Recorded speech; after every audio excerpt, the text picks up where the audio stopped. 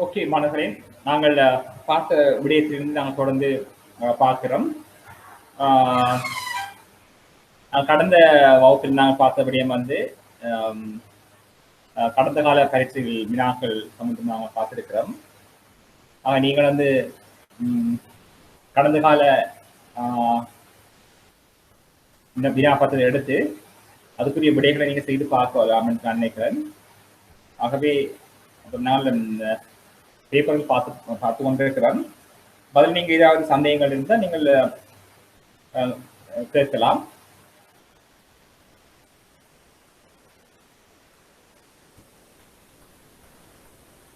சரி,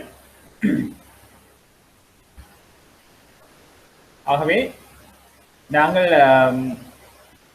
சென்ற ஆண்டு நடந்த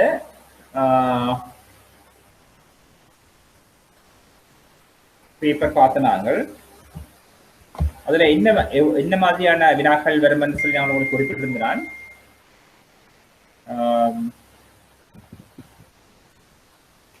அதுக்கு முன்னதாக நாங்கள் இப்ப சிறிய ஒரு மீட்டர் ஒன்று நாங்கள் பார்ப்போம்.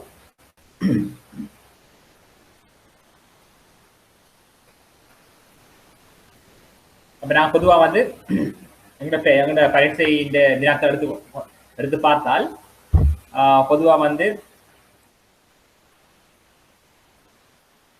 பணம் தொடர்பான கேள்விகள் வந்து இருக்குது.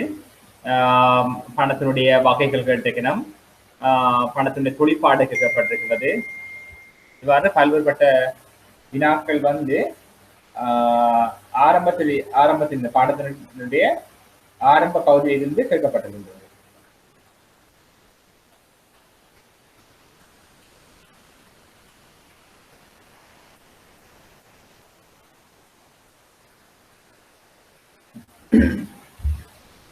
சரி,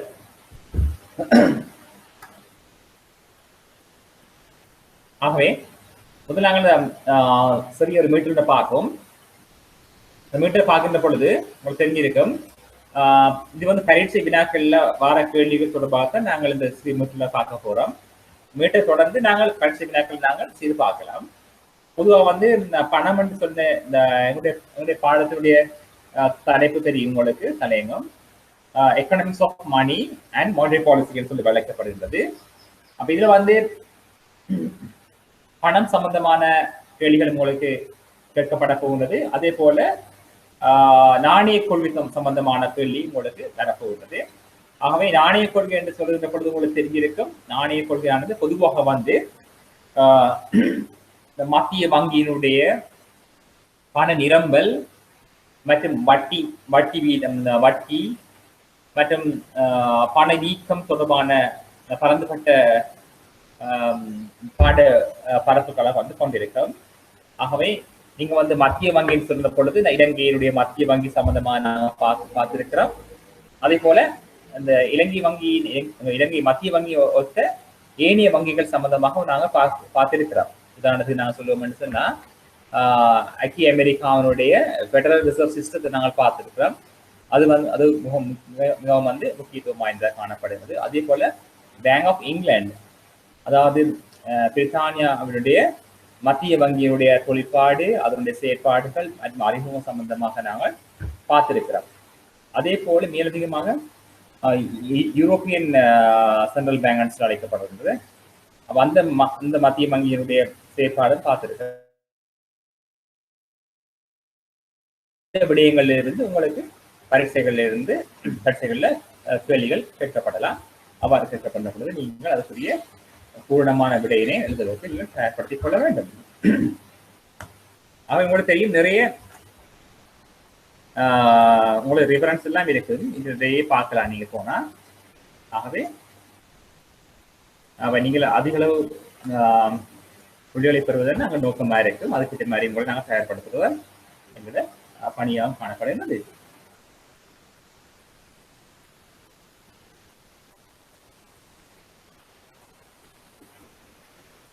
அவைனா 2019 ஆண்டு பேப்பர் பார்த்திருக்கிறோம். அதை தொடர்ந்து பார்ப்போம்.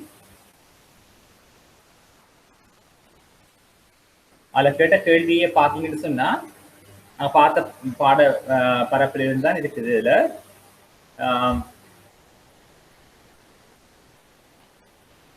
அந்த விலை உறுதிப்பாடு சம்பந்தமான கேள்வி கேட்கப்பட்டிருக்கிறது. விலை உறுதிப்பாடு என்று சொன்னால் என்ன, அதனை அந்த உறுதிப்பாட்டை ஏற்படுத்திக் கொள்வதற்கு மத்திய வங்கியினால் மேற்கொள்ளப்படும் நடவடிக்கை யாதுன்னு சொல்லி கேட்டிருக்கிறேன்.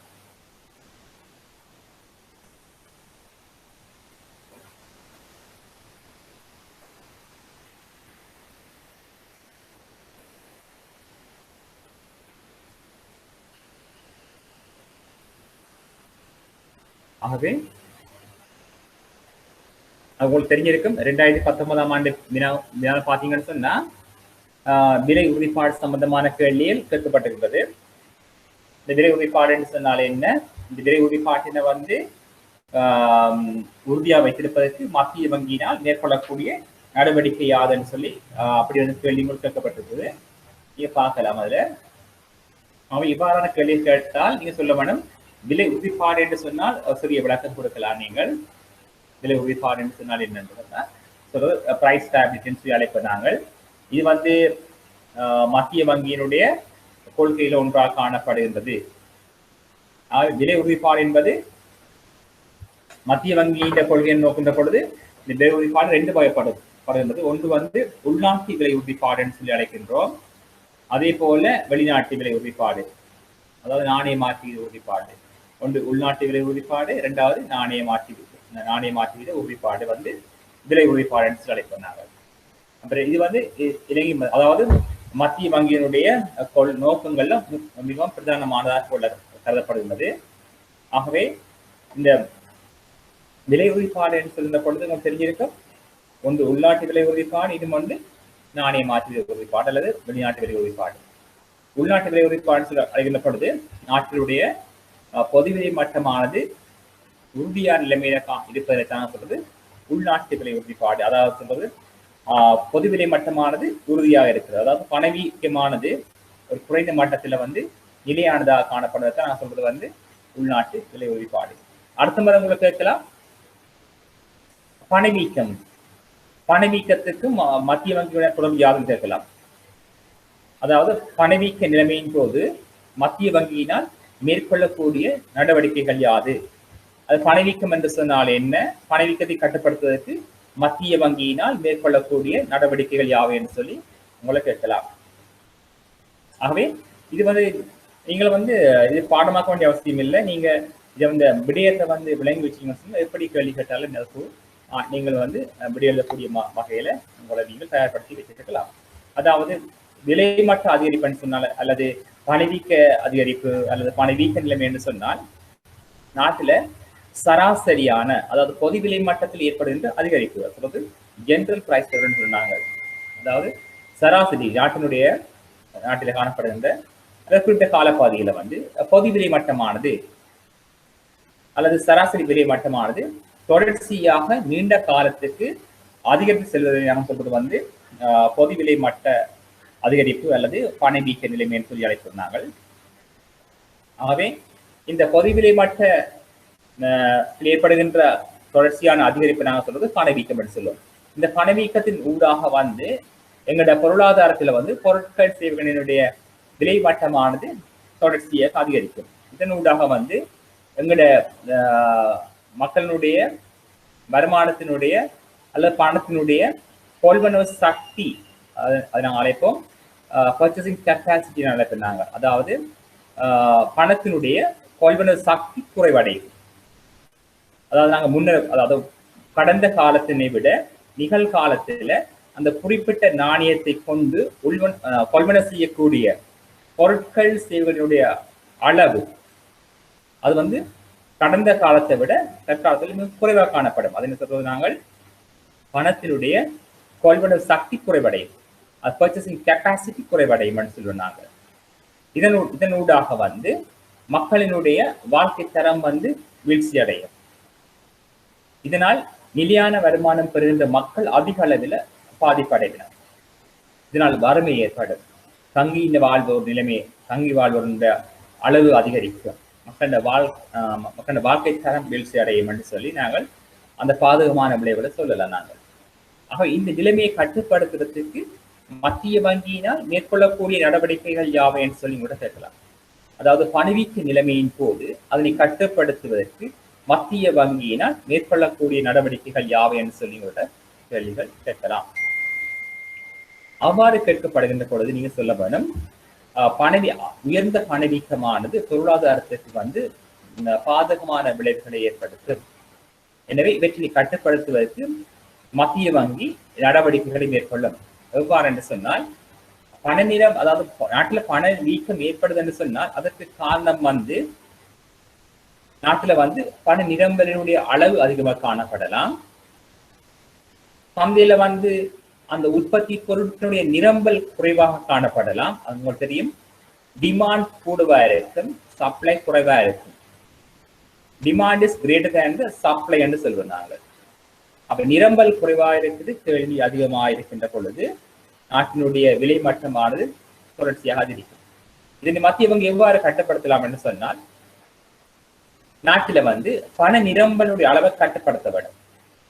அதாவது அந்த சந்தையில அல்லது குறித்த பொருளாதாரத்துல பணத்தினுடைய நிரம்பலை கட்டுப்படுத்த வேணும்.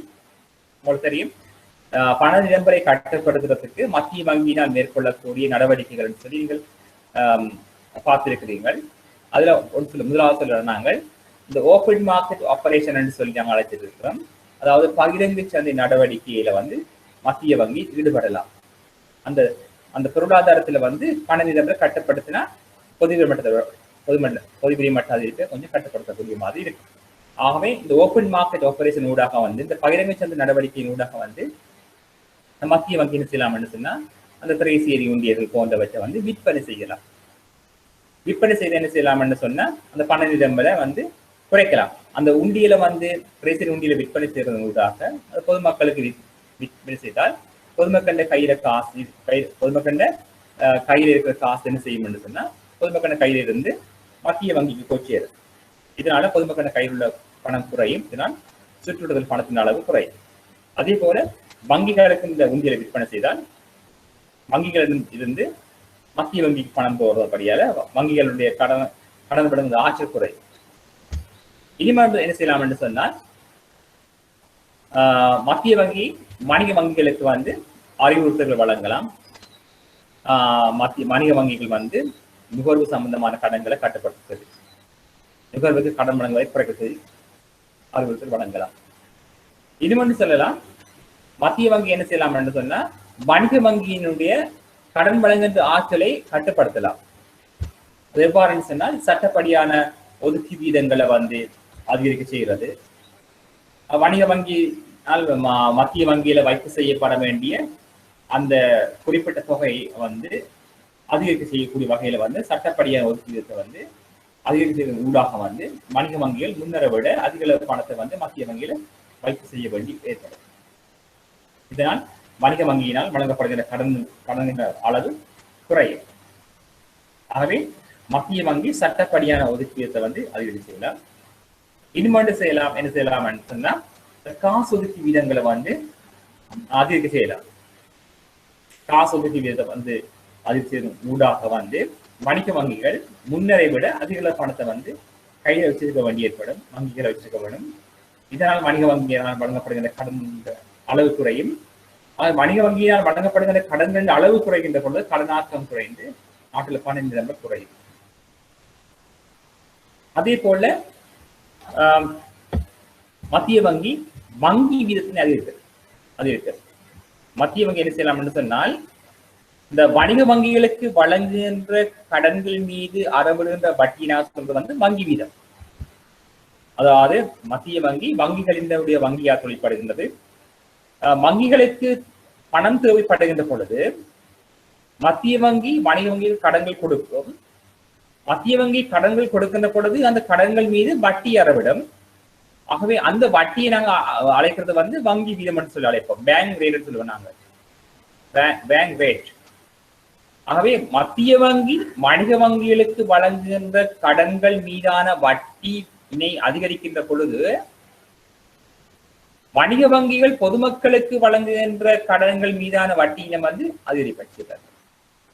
இவ்வாறு வணிக வங்கிகள் தங்களுடைய வட்டியினை அதிகரிக்கின்ற போது கடன்களுக்கான செலவு அதிகரிக்கும். எனவே கடன்கள் குறையும், கடனாக்கம் குறையும், பண நிரம்பல் குறையும் சொல்லுவோம். இது வந்து நாட்டுடைய பண நிரம்பலை கட்டுப்படுத்தும் ஊடாக பொதுவில் மட்ட அதிகரிப்பு கட்டுப்படுத்தலாம். அதே போல மத்திய வங்கி என்ன செய்யும் சொன்னால், நாட்டில வந்து நிரம்பல் குறைவாக காணப்படுகின்றபடியால் நிரம்பலை அதிகரிக்க செய்வதற்கான நடவடிக்கைகளை மேற்கொள்ளும். மத்திய வங்கி என்ன செய்யும் சொன்னால், அந்த உற்பத்தியாளருடைய உற்பத்தியினை அதிகரிக்க செய்யக்கூடிய வகையில சில சலுகை கடன்கள் அல்லது நிவாரணங்களை வழங்கும். வட்டியற்ற கடன்களை வழங்கலாம். உற்பத்தியாளர் வந்து ஊக்குவிக்கக்கூடிய வகையில வந்து சில திட்டங்களை நடைமுறைப்படுத்தலாம். இதனோட என்ன செய்யலாம் சொன்னா, உற்பத்தியை வந்து அதிகரிக்க செய்யலாம், நிரம்பலை கூட்டலாம். நிரம்பல் அதிகரித்தால் நாட்டில் சாதாரணமாக பொருட்களுடைய விலை மட்டம் குறைவடைய பார்க்கும். ஆகவே இவ்வாறு நடவடிக்கைகள் வந்து மத்திய வங்கி மேற்கொள்ளலாம். ஒன்று நாட்டினுடைய பண நிரம்பலை கட்டுப்படுத்தலாம், இன்னும் ஒன்று உற்பத்தி மட்டத்தினை அதிகரிக்க செய்யறது, அதாவது நிரம்பலை வந்து அதிகரிக்க செய்யக்கூடிய வகையில வந்து மத்திய வங்கி நடவடிக்கைகளை மேற்கொள்ளலாம்.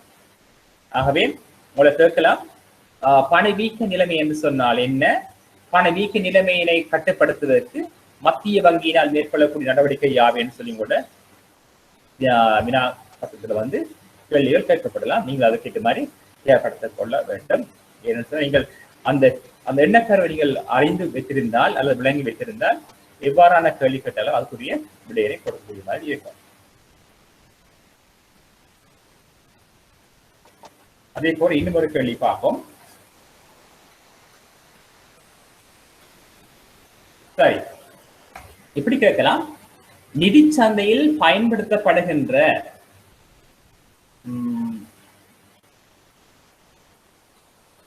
பைனான்சியல் இன்டர்மீடியேட்ஸ் சொல்லுவார்கள். அதாவது நிதி சந்தையில் பயன்படுத்தப்படுகின்ற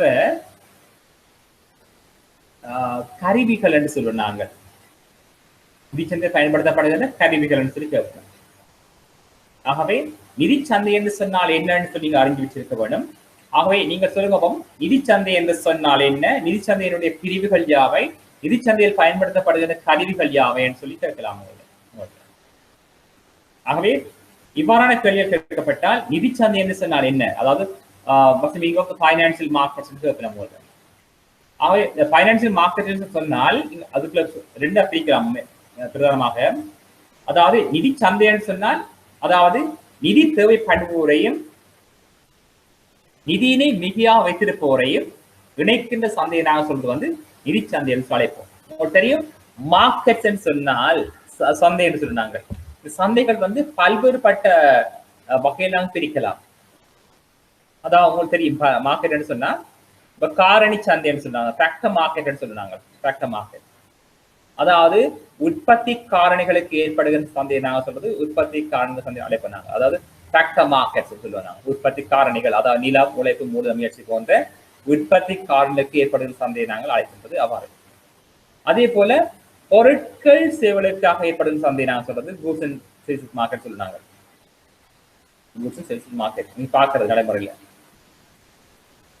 அதே போல ஃபைனான்சியல் மார்க்கெட்ஸ், அதாவது factor markets, goods markets, financial markets, இவ்வாறு வேற ஸ்டாக் மார்க்கெட்ஸ் என்று சொல்ல இருக்குது.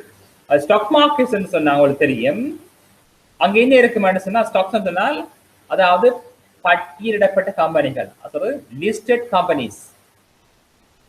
In Sri Lanka, there are a lot of listed companies are there. Nearly more than 280 companies. அதாவது வரையறுக்கப்பட்ட கம்பெனிகள், அதாவது பொது கம்பெனிகள் இருக்குது. இந்த பொது கம்பெனிகளுடைய பங்குகளை வந்து விற்பனவு மற்றும் கொள்வனவு செய்யும் நடவடிக்கையில அந்த இடம்பெறும் எடுத்துக்கொள்வது நாங்கள் ஸ்டாக் மார்க்கெட்.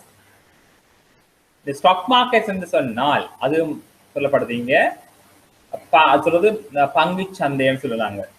அதாவது பட்டியலிடப்பட்ட கம்பெனிகளுடைய பங்குகளை விற்பனவு மற்றும் கொள்வனவு செய்யும் நடவடிக்கை நான் சொல்றது வந்து பங்கு சந்தை என்று சொல்லுவோம்.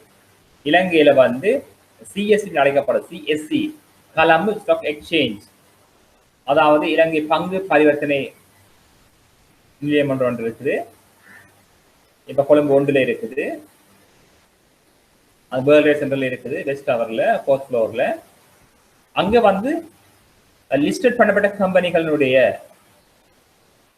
அதாவது பட்டியலிடப்பட்ட கம்பெனிகள், அதாவது வரையறுக்கப்பட்ட பொது கம்பெனிகளுடைய பங்குகள் அங்க வந்து விற்பனை செய்யப்படும். அதாவது இலங்கை பங்கு சந்தை ஊடாக, கொலம்பு ஸ்டாக் எக்ஸ்சேஞ்ச் கொழும்பு பங்கு பரிவர்த்தனை ஊடாக வந்து விற்பனை செய்வதற்கு அனுமதி வழங்கப்பட்டிருக்கிறது. ஆகவே அவற்றில் என்ன செய்யலாம் சொன்னால் நாங்கள் கொள்வனை செய்யலாம். இந்த கொள்வனை செய்யறதுக்கு நாங்கள் 2 வகையில கொள்வனை செய்யலாம். ஒன்று வந்து நாங்கள்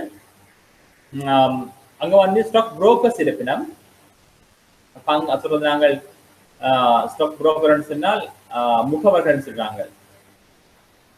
அதாவது பங்குகளை கொள்வனை செய்யறதுக்கு விற்பனை செய்ய இருக்கிற நபர்களை சொல்றது, அது நிறுவனம் சொல்றாங்க ஸ்டாக் புரோக்கர்ஸ், பங்கு தரக கம்பெனிகள் சொல்றாங்க. இந்த கம்பெனிகள் என்ன செய்யணும்னு சொன்னால் எங்களுக்கு வேண்டிய சேவைகளை வழங்கும். நாங்கள் பங்குகளை கொள்வனை செய்யறதுக்கு நாங்கள் விண்ணப்பித்தால் அவர்கள் எங்களுக்காக கொள்வனை செய்து தருவார். அதே போல் நாங்கள் விற்பனை செய்யலாம். ஆகவே இலங்கையிலோ அல்லது வெளிநாட்டில் இருந்தோ எந்த நபராவது பங்குகளை வந்து கொள்வனை செய்யலாம் அல்லது விற்பனை செய்யலாம். இந்த கொள்வனை செய்து விற்பனை செய்யறதுக்கு எப்படி விற்பனை செய்யலாம் அல்ல கொள்வனை செய்யலாம்னு சொன்னால், ஒரு பங்கு தரகர் ஊடாக நாங்கள் என்ன செய்யலாம்னு சொன்னால் ஒரு கணக்கை ஆரம்பிக்கப்படும். சொல்றது CDS என்று சொல்லுவாங்க, அழைப்போம் நாங்கள் சென்ட்ரல் டிபாசிட் சிஸ்டம் என்று அழைக்கிறோம். Central deposit system. அப்ப CDS அக்கௌண்ட் வந்து ஓபன் பண்ணி அந்த அக்கௌண்ட் நாங்கள் என்ன செய்யலாம்னு சொன்னா பங்கு தர முகவர் ஊடாகத்தான் நாங்கள் விண்ணப்பிக்கலாம். விண்ணப்பித்து அந்த பங்கு தர முகவர் ஊடாக நாங்கள் ஒரு அனுமதியினை பெற்றோம்னு சொன்னால் அவர்கள் வந்து எங்களுக்கு வந்து பங்களுக்கு நாங்கள் இணையத்தின் ஊடாக வந்து கொள்வனவு மற்றும் விற்பனை செய்யறதுக்கு வந்து அனுமதி தருவார்கள். அவ்வாறு செய்தால் நாங்கள் எங்களோட வீட்டில் இருந்து அல்லது நிறுவனத்தில் இருந்தோ நாங்கள் பங்குல வந்து நாங்கள் கொள்வனவு செய்யலாம், விற்பனை செய்யலாம். ஆனால் குறிப்பிட்ட தொகையை நாங்கள் அந்த பங்குதர கம்பெனியில வந்து நாங்கள் வைப்பு செய்ய வேண்டும். அதே வேளையில வந்து உங்களுக்கு CDS அக்கௌண்ட் இருந்தாலும் நீங்கள் பங்கு தரகர் ஊடாக என்ன செய்யலாம்னு சொன்னால் உங்களுக்கு தேவையான பங்குகளை கொள்வனை செய்யலாம், விற்பனை செய்யலாம். அது உங்களுக்கு உதவி செய்கிறார்கள் பங்குகளை வாங்குறது விற்கிறது. நாங்கள் சொல்ல வந்த விடயம் வந்து நிதிச்சந்தை, பைனான்சியல் மார்க்கெட்ஸ். நிதிச்சந்தை வந்து எந்த அளவுக்கு முக்கியத்துவம் சொல்லி உங்களுக்கு தெரிஞ்சிருக்க வேண்டும். இந்த பைனான்சியல் மார்க்கெட் வந்து மிகவும் மிகவும் முக்கியமானது. ஏனென்று சொன்னால் அந்த உங்களுக்கு தெரியும் பொது கம்பெனிகளானவை பொதுமக்களுக்கு பங்குகளை வழங்கி மூலதனத்தில் திரட்டி வியாபாரத்தில் வந்து மேற்கொள்ளலாம். இந்த பொது கம்பெனிகள் வந்து பொதுமக்களுக்கு நிறைய பங்குகளை வழங்கலாம். இதனூடாக என்ன செய்யலாம், பெரியமளவு நிதியை வந்து திரட்டிக் கொள்ளலாம். இவ்வாறு திரட்டுவதன் ஊடாக என்ன செய்யலாம், கம்பெனிகள் வந்து பாரிய வர்த்தக நிறுவனங்கள்ல முயற்சியில வந்து ஈடுபடலாம். இந்த பங்குகளை கொண்டு சில மக்களுக்கு வழங்குகின்ற சன்மானம் வந்து பங்கு லாபம் கிடைக்கும், போனஸ் கிடைக்கும், பங்கு லாபம்னு சொன்னாங்க. அதே வழியாக பங்கினுடைய முகப்பெறுமதி அதிகரிக்கின்ற பொழுது அதில் விற்பனை செய்யும் ஊடாக நாம் பங்கு வட்டத்தை பெற்றுக் கொள்ளலாம். ஆகவே ஒரு கம்பெனியில வந்து சாதாரணமான ஒரு ஓர்டரை வந்து கொள்ள செய்தால் உங்களுக்கு வந்து பங்கு லாபம் கிடைக்கும் கம்பெனியிலிருந்து. மற்றது நீங்கள் கம்பெனியினுடைய தேர்தலில் வந்து நீங்கள் வாக்களிக்கலாம், இயக்குநர் தெரிவு செய்யலாம், அல்லது நீங்களே இயக்குநராக தெரிவு செய்யப்படலாம். ஓகே, பல்வேறுபட்ட சலுகைகள் உங்களுக்கு கிடைக்கும். ஆகவே நாங்கள் நிதி சந்தையில் சொல்லி அழைக்கின்ற பொழுது, அதாவது நிதியை வந்து நிதியாக வைத்திருப்போர்,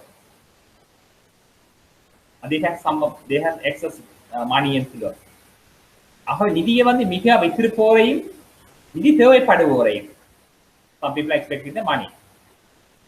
நிதியை மிக வைத்திருப்போரையும் நிதி தேவைப்படுவோரையும் இணைக்கின்ற சந்தையை நான் சொல்றது வந்து நிதி சந்தைன்னு சொல்லி நாங்கள் அழைப்போம், பைனான்சியல் மார்க்கெட்ஸ். அப்ப நீங்க பார்க்கலாம் எங்க இருக்கு பைனான்சியல் மார்க்கெட் என்று சொன்னால், அவை ஒரு சாதாரணமாக வந்து வங்கிகள் என்ன செய்யுதுன்னு சொன்னால் பணத்தை வந்து மிக வைத்திருப்போட பணத்தை பெற்று கடன் தேவைப்படுவதற்கு கடனா கொடுக்குது. இது வந்து பைனான்சியல் மார்க்கெட். வங்கிகள் என்ன செய்யறது பைனான்சியல் மார்க்கெட். ஆகவே இந்த நிதிச்சந்தை வந்து ரெண்டு வகையா பிரிக்கப்படுது. ஒன்று வந்து பணச்சந்தை மணி மார்க்கெட், இன்னொன்று சொல்றாங்க கேபிட்டல் மார்க்கெட்னு சொல்லுவாங்க. இரண்டுக்கு பிரதான வேறுபாடு என்னன்னு சொன்னா காலம் தான் பிரதான வேறுபாடு. Time is major difference between the money market and capital market. பணச்சந்தை வந்து குறுங்கால நிதி தேவைப்படுவோரையும் குறுங்கால நிதி வழங்குவோரையும் உள்ளடக்கியதா தான் இருக்கும் பங்கு சந்தையா இருக்கு, பணச்சந்தையா இருக்கு. பணச்சந்தை வந்து குறுங்கால முற்காலத்தை கொண்டிருக்குது.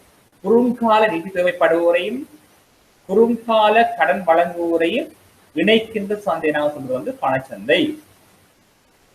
அது பணச்சந்தைக்கு வார விடயங்கள் என்ன சொன்னால் அந்த திரைசேரி உண்டியல் சந்தை, திரைசேரி உண்டியல் நாங்கள் பரிமாற்றி கொண்டா அது வந்து பணச்சந்தையா இருக்கு.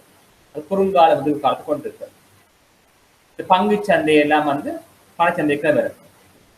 ஆக நீங்கள் இப்ப வாங்கலாம், உங்களுக்கு நிதி உடனடியா நீங்க விற்கலாம், உடனடியா விற்கலாம்.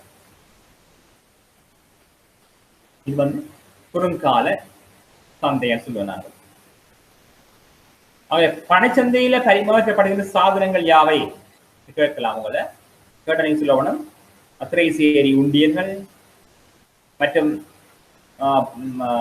பங்குகள், பட்டியலிடப்பட்ட கம்பெனிகளுடைய பங்குகள், பட்டியலிடப்பட்ட கம்பெனிகளுடைய பங்குகள், லிஸ்டட் கம்பெனி ஷேர்ஸ் சொல்லுறாங்க. அதெல்லாம் வந்து பங்கு சந்தைக்குள்ள வரும். திரைசேரி உண்டியல் வந்து மிகவும் முக்கியத்துவமானது. அதே போல மூலதன சந்தை என்று சொல்லி கேட்டால் நீண்ட கால நிதி தேவைப்படுவோரையும் நீண்ட கால கடன் வழங்குவோரையும் இணைக்கின்ற சந்தை. அதை அழைப்பது நாங்கள் வந்து மூலதன சந்தை என்று சொல்லி அழைப்போம். ஆகவே இந்த மூலதன சந்தையில வந்து பயன்படுத்தப்படுகிற கருவிகள் யாவை அப்படி சொன்னா எனக்கு சொல்லணும் திரைசேரி உண்டியல், திரைசேரி முறியன்னு சொல்லுவோம் நீங்க. ட்ரெஷரி பாண்ட், இது ட்ரெஷரி பில்ஸ். பணச்சந்தையில வர்றது வந்து இங்க மூலதனத்தில் வர்ற விடயம் வந்து ட்ரெஷரி பாண்ட். இது ட்ரெஷரி பில்ஸ் பணச்சந்தையில் வேற, ட்ரெஷரி பாண்ட் வந்து மூலதன சந்தையில் வேற. ஆகவே ட்ரெஷரி பாண்ட் வந்து நீண்ட கால முதிர்வு காத்து கொண்டிருக்கு. ஆகவே உங்களுக்கு இவ்வாறான கேள்விகள் வந்தால் இவ்வாறு தான் நீங்கள் விடையளிக்கிறதுக்கு தயாராக இருக்க வேண்டும். அவங்களுக்கு பணச்சந்தை தொடர்பாக கேட்கலாம், மூலதனம் தொடர்பாக கேட்கலாம், அதே போல நிதிச்சந்தை தொடர்பாக கேட்கலாம். அதே போல விலை மட்டம், விலை உறுதிப்பாடு சம்பந்தமாக கேட்கலாம், பணவீக்க சம்பந்தமாக கேட்கலாம், நாணய மாற்று சம்பந்தமாக கேட்கலாம். இதுக்கு வந்து மத்திய வங்கி எவ்வாறு நடவடிக்கை மேற்கொள்ளாமல் கேட்கலாம்.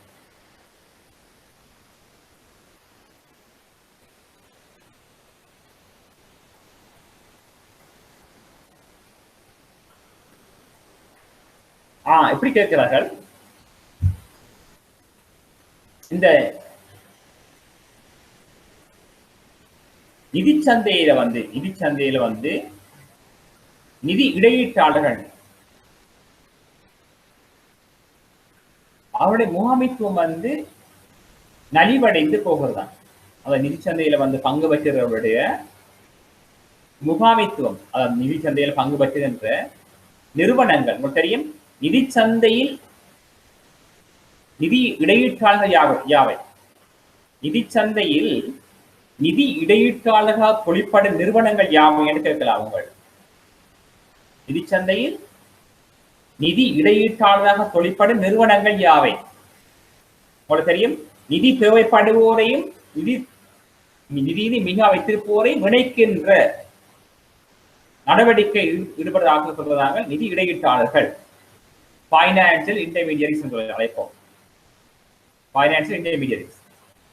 அப்ப நிதி சந்தையில வந்து ஈடுபடுகின்ற நிறுவனங்கள் யாவை என்று சொல்லி பார்த்தீங்கன்னு சொன்னால் உங்களுக்கு தெரியும், வணிக வங்கிகள், கமர்ஷியல் பேங்க் இருக்கு, சேவிங்ஸ் பேங்க்ஸ் இருக்கு, அடுத்து பைனான்ஸ் கம்பெனிஸ் இருக்கு, நிதி கம்பெனிகள் இருக்கும், லீசிங் கம்பெனிஸ் இருக்கு. தெரியும் சில கம்பெனிகள் வந்து கரண்ட் அக்கௌண்ட் வச்சிருக்க மாட்டோம், அது வந்து ஃபைனான்ஸ் கம்பெனி அழைக்கப்படும். ஃபைனான்ஸ் கம்பெனிஸ் தெரியும், லீசிங் கம்பெனிஸ் என்று கேள்விப்பட்டிருக்கீங்க. அதோட பேர் ஒன்று லீசிங் கம்பெனிஸ் இந்த ஃபைனான்ஸ் கம்பெனிஸ் இருக்கும். ஆகவே இந்த நிறுவனங்கள் தான் அழைக்கப்படுகிறது நிதி இடையீட்டாளர்கள். அவையிட காசு இருக்காது. அவரோட தொழில் என்ன ஏற்பட சொன்னால் அந்த நிதியை மிக வச்சிருப்போட காசை வாங்குறது, நிதி தேவைப்பட காசை கொடுக்கறது வேலையா இருக்கு.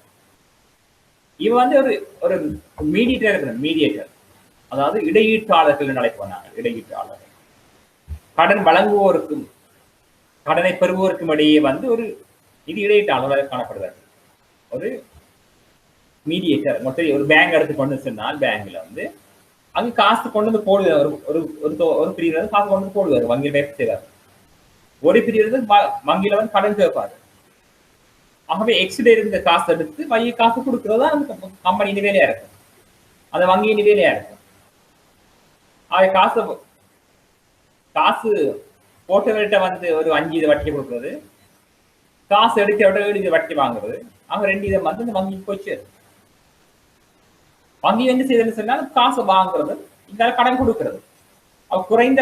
குறைந்த வட்டியில அந்த வாய்ப்பை பெற்றுக்கொண்டு கூடிய வட்டியில வந்து கடனை கொடுக்கிறது. இதன் ஊடாக என்ன சொன்னா வங்கி என்ன செய்யுதுன்னு சொன்னா லாபத்தை பெற்றுக்கொள்ளுது. ஆகவே வங்கி வந்து ஒரு சர்வீஸ் சென்டர் தான் இருக்கும், வந்து சர்வீஸ் செக்டர் தான் இருக்கும். அது வந்து அந்த ஒரு பணத்தை பெற்று இன்னும் நம்மளுக்கு பணத்தை கொடுக்குது. சொல்றது ஃபைனான்சியல் இன்டர்மீடியரிஸ் சொல்லிக்கலாம் நாங்க. ஆகவே இதனுடைய முகாமைத்துவம் வந்து நலிவடைந்து செல்லும் சில வழியில வந்து உங்களுக்கு தெரியும். பல்வேறுபட்ட நிதி நிறுவனங்கள் இங்கே இலங்கையில வந்து முறிவடைந்து போனது உங்களுக்கு வரலாறு தெரியும். தெரியும் ஆரம்பத்துல வந்து முறிவடைந்த நிறுவனம் சொல்லி வங்கின்னு பார்க்க போயிருக்க பிரமோ பேங்க் சொல்லி வெளிப்பாட்டிருப்பீங்க. பிரமோ பேங்க் அந்த வங்கி வந்து முறிவடைஞ்சு போச்சு. அந்த பிரமோ பேங்க்ல வந்து வைப்பு செய்த மக்கள் தங்களோட வைப்பு தொகையை வந்து எடுக்க முடியாம போயிட்டு இந்த வங்கி வந்து முறிவடைந்து போயிடுச்சு. அதே போல தெரியும் வேற கம்பெனிகள் சத்வித்தின்னு சொல்லி கேள்விப்பட்டிருப்பீங்க. இலங்கையில பாரிய நிதி மோசடி செய்த நிறுவனம் தான். அதில் வைப்பு செய்த மக்கள் நிறைய வைப்பு செய்தவர் அந்த பணத்தை திருப்பி எடுக்க முடியாம போயிட்டு. அண்மையில கேள்விப்பட்டிருப்பீங்க ETA, இது சிங்க ஃபைனான்ஸ், இது சிங்க ஃபைனான்ஸ், ETA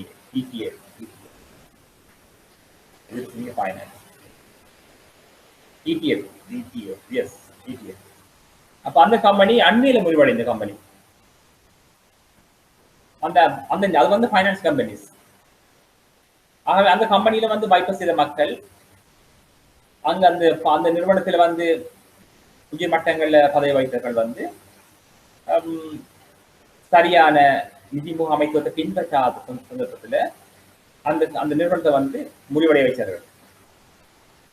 அதே போல பல்வேறு வங்கிகள் வந்து தெரியும் உங்களுக்கு. முன்னர் வந்து ஒரு வங்கி வந்து முறிவடைகின்ற தருவாயில நீங்க மத்திய வங்கி பொறுப்பெடுத்து அதுக்கு நிதியீட்டம் செய்து அந்த முறிவடை நிலைமையிலிருந்து பாதுகாத்து.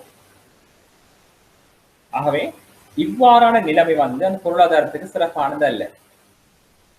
ஏன்னு சொன்னால் அந்த பொதுமக்களிடமிருந்து வாய்ப்புகளை ஏற்று அந்த நிதி வந்து மோசடி செய்து கொண்டு போனா அந்த பொருளாதாரத்துல வந்து நிதித்துறை வந்து அதிகள பாதிப்படை, முதலீட்டாளர் பாதிப்படைவாங்க. ஆக இது ஏற்றுக்கொள்ளக்கூடிய நடவடிக்கை அல்ல. இவற்றுக்கெல்லாம் வந்து பொறுப்பை சொல்ல வேண்டிய அமைப்பு வந்து இலங்கை மத்திய வங்கி. இலங்கை மத்திய வங்கி தான் இந்த நிதி நிறுவனங்களுக்கு வந்து அனுமதி வழங்குற நிறுவனம் வந்து. Central Bank has a responsibility to maintain the financial stability in the country. ஆகவே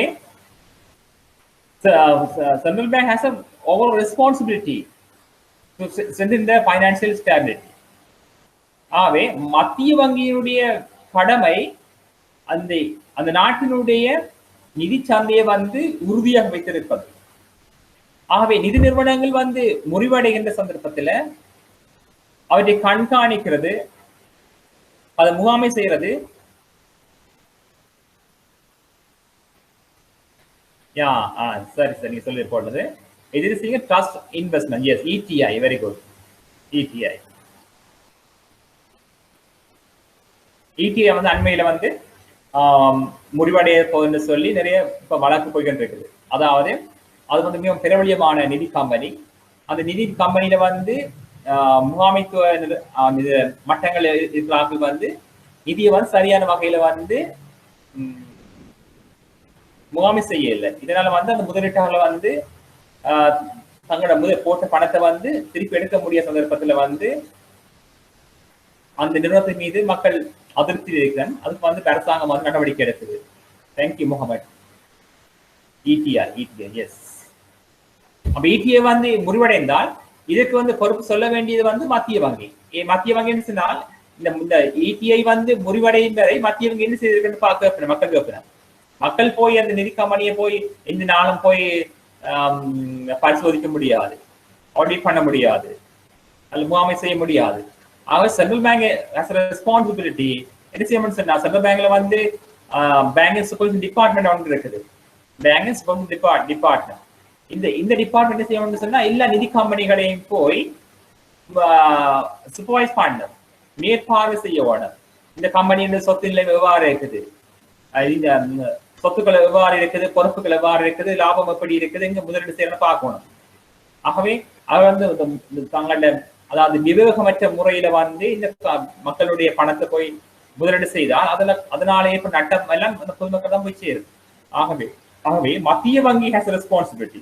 மத்திய வங்கி தான் பொறுப்பு இருக்குது இந்த கம்பெனிகளை வந்து முறிவடையாமல் பாதுகாப்பதன் ஊடாக அந்த முதலீட்டாளர்களை வந்து பாதுகாக்க வேண்டும். ஆகவே கேட்ட கேள்வி உங்களுக்கு எப்படி இருக்கு சொன்னால், நிதி இடையீட்டாளர்களின் நிதியியல் முகாமைத்துவம் நலிவடைந்து வருவதனை கட்டுப்படுத்துவதற்கு மத்திய வங்கியினால் மேற்கொள்ளக்கூடிய நடவடிக்கைகள் யாவைன்னு சொல்லி கேட்கலாம். ஆகவே மத்திய வங்கி என்ன செய்யணும்னு சொன்னால், அந்த நிதி கம்பெனிகளை, அந்த நிதி நிறுவனங்களை வந்து முகாமை செய்ய வேண்டும். முகாமை செய்வதன் ஊடாக அந்த நிதி கம்பெனிகள் வந்து முறிவடையாமல் அவற்றை பாதுகாக்க வேண்டும். அவ்வாறு முறிவடைகின்ற தருவாயில் அந்த மத்திய அந்த வணிக அந்த நிதி கம்பெனி இருக்குமாயின் அதுக்கு வந்து ஃபைனான்ஸ் பண்ண வேண்டும். அந்த அந்த கம்பெனியை வந்து மத்திய வங்கி பொறுப்பேற்க வேண்டும். ஒருத்தர் அண்மையில குறிப்பிட்ட காலத்துக்கு முன்னாடி ஒரு வங்கி வந்து முறிவடைகின்ற தருவாயில போயிருந்தது. அந்த வங்கியை வந்து அந்த மத்திய வங்கி பொறுப்பேற்றது. உங்களுக்கு தெரியும், ஒரு சிவப்பு கலர் பேங்க் உங்களுக்கு தெரிஞ்சிருக்கு, கார்ட் டைப்ல. அப்ப அது வந்து அதனால வந்து அந்த முறிவடைய போதுன்ற செய்தி வந்து மக்கள் கிடைச்சவுடன் அந்த வங்கியிலிருந்து பணத்தை வந்து வித்ட்ரா பண்ண வைக்கிறார்கள். அப்படி வித்ட்ரா பண்ண வழி கிடைக்க நிறைய மக்கள் போய் அங்க பணத்தை திருப்பி கேட்ட உடனே வந்து பணத்தை கொடுக்க முடியாமல் போகும். அவர் என்ன சொன்னா மத்திய வங்கி அந்த வங்கியை பொறுப்பேற்றது. பொறுப்பேற்று அந்த கம்பெனிக்கு வந்து ஃபைனான்ஸ் பண்ணி நிதியை கொடுத்து அந்த முறிவடையிலிருந்து பாதுகாத்தது. ஆகவே நிதி கம்பெனிகள் அல்லது வங்கிகள் முறிவடைவது அந்த நாட்டுக்கு வந்து சாதகமான நிலைமையா இருக்காது. அதான் தெரியும் உங்களுக்கு, அமெரிக்காவில் வந்து ஏராளமான வங்கிகள் வந்து நிறைய மக்களுக்கு கடன் கொடுத்தது. நிறைய போட்டி போட்டு கொண்டு மக்களுக்கு கடன் கொடுத்து தமது வட்டி வருமானத்தை பெறுவதை நோக்கமாக கொண்டு, வட்டி வருமானத்தை உழைப்பதை நோக்கமாக கொண்டு நிறைய கடன் கொடுத்தாரு போட்டி அடிப்படையில். ஆக அந்த கடனை பெற்ற மக்கள் தமக்கு போதிய அளவு வருமானம் கிடைக்காததால அந்த கடனுக்குரிய தவணை பணத்தை வந்து செலுத்த முடியாத சந்தர்ப்பம் ஏற்பட்டது. இவ்வாறு செலுத்த முடிய சந்தர்ப்பத்துல வந்து அந்த கம்பெனிகள் வந்து கொடுத்த பணத்தை திருப்பி பெற்றுக்கொள்ள முடியாத நிலைமை ஏற்பட்டது. இதனால வந்து அந்த கம்பெனிகளை வந்து திரவத்தன்மை ஆட்சித்தன்மை ஏற்படுகின்ற பொழுது அந்த கம்பெனிகள் வந்து அமெரிக்காவில் முறிவடைகின்ற சந்தர்ப்பம் ஏற்பட்டது. ஆகவே உடனடியாக அந்த நாட்டினுடைய மத்திய வங்கி அந்த அரசாங்கம் வந்து அந்த கம்பெனிகளுக்கு வந்து நிதியீட்டம் செய்து ஃபைனான்ஸ் பண்ணி அந்த வங்கிகளுடைய முறிவை வந்து தடை செய்தது, முறிவிலிருந்து பாதுகாத்தது. இது வந்து மத்திய வங்கியின் கடமை. தெரிஞ்சிருக்கும் சக்திக்கு என்ற ஒரு பெரிய மோசடியான கம்பெனி உண்டு, ஒரு நிதி கம்பெனி, ஒரு ஃபைனான்ஸ் கம்பெனி. அந்த கம்பெனி ஏராளமான மில்லியன் கணக்கான பணத்தை கொண்டு போயிட்டது. ஆகவே இவற்றின் எல்லாம் வந்து மேற்பாடு செய்கின்ற பொறுப்பு வந்து மத்திய வங்கி தான் காணப்படும். ஆகவே மத்திய வங்கி வந்து கவலையிடமாக இருந்தால் இந்த நிதி இடையீட்டாளருடைய முகாமைத்துவம் வந்து நலிவடைந்து போகும். இவற்றில வந்து கட்டுப்படுத்துவதற்கு வந்து மத்திய வங்கி அடிக்கடி என்ன செய்யணும், முகாமைத்துவ நடவடிக்கையை வந்து முகாமைத்துவ நடவடிக்கையில வந்து ஈடுபடுவது ஊடாக வந்து அந்த நிதி கம்பெனிகளுடைய முடிவை வந்து தடுக்கலாம். ஆகவே மத்திய வங்கிக்கு தான் இது பொறுப்பு இருக்கு. மத்திய வங்கி காலத்துக்கு காலம் முகாமைத்துவம் ஏனைய நிதி கம்பெனிகள் வந்து முகாமைத்துவம் செய்தல், அந்த நிதி கம்பெனியுடைய முதலீட்டை வந்து ஆராய்தல், சிறப்பான முதலீட்டில் வந்து முதலீடு செய்வதை உறுதிப்படுத்த வேண்டும். மத்திய வங்கி பல்வேறுபட்ட நிபந்தனைகளை விதிப்பதன் ஊடாக வந்து இந்த முறிவடைவதிலிருந்து தவிர்த்துக் கொள்ளலாம்.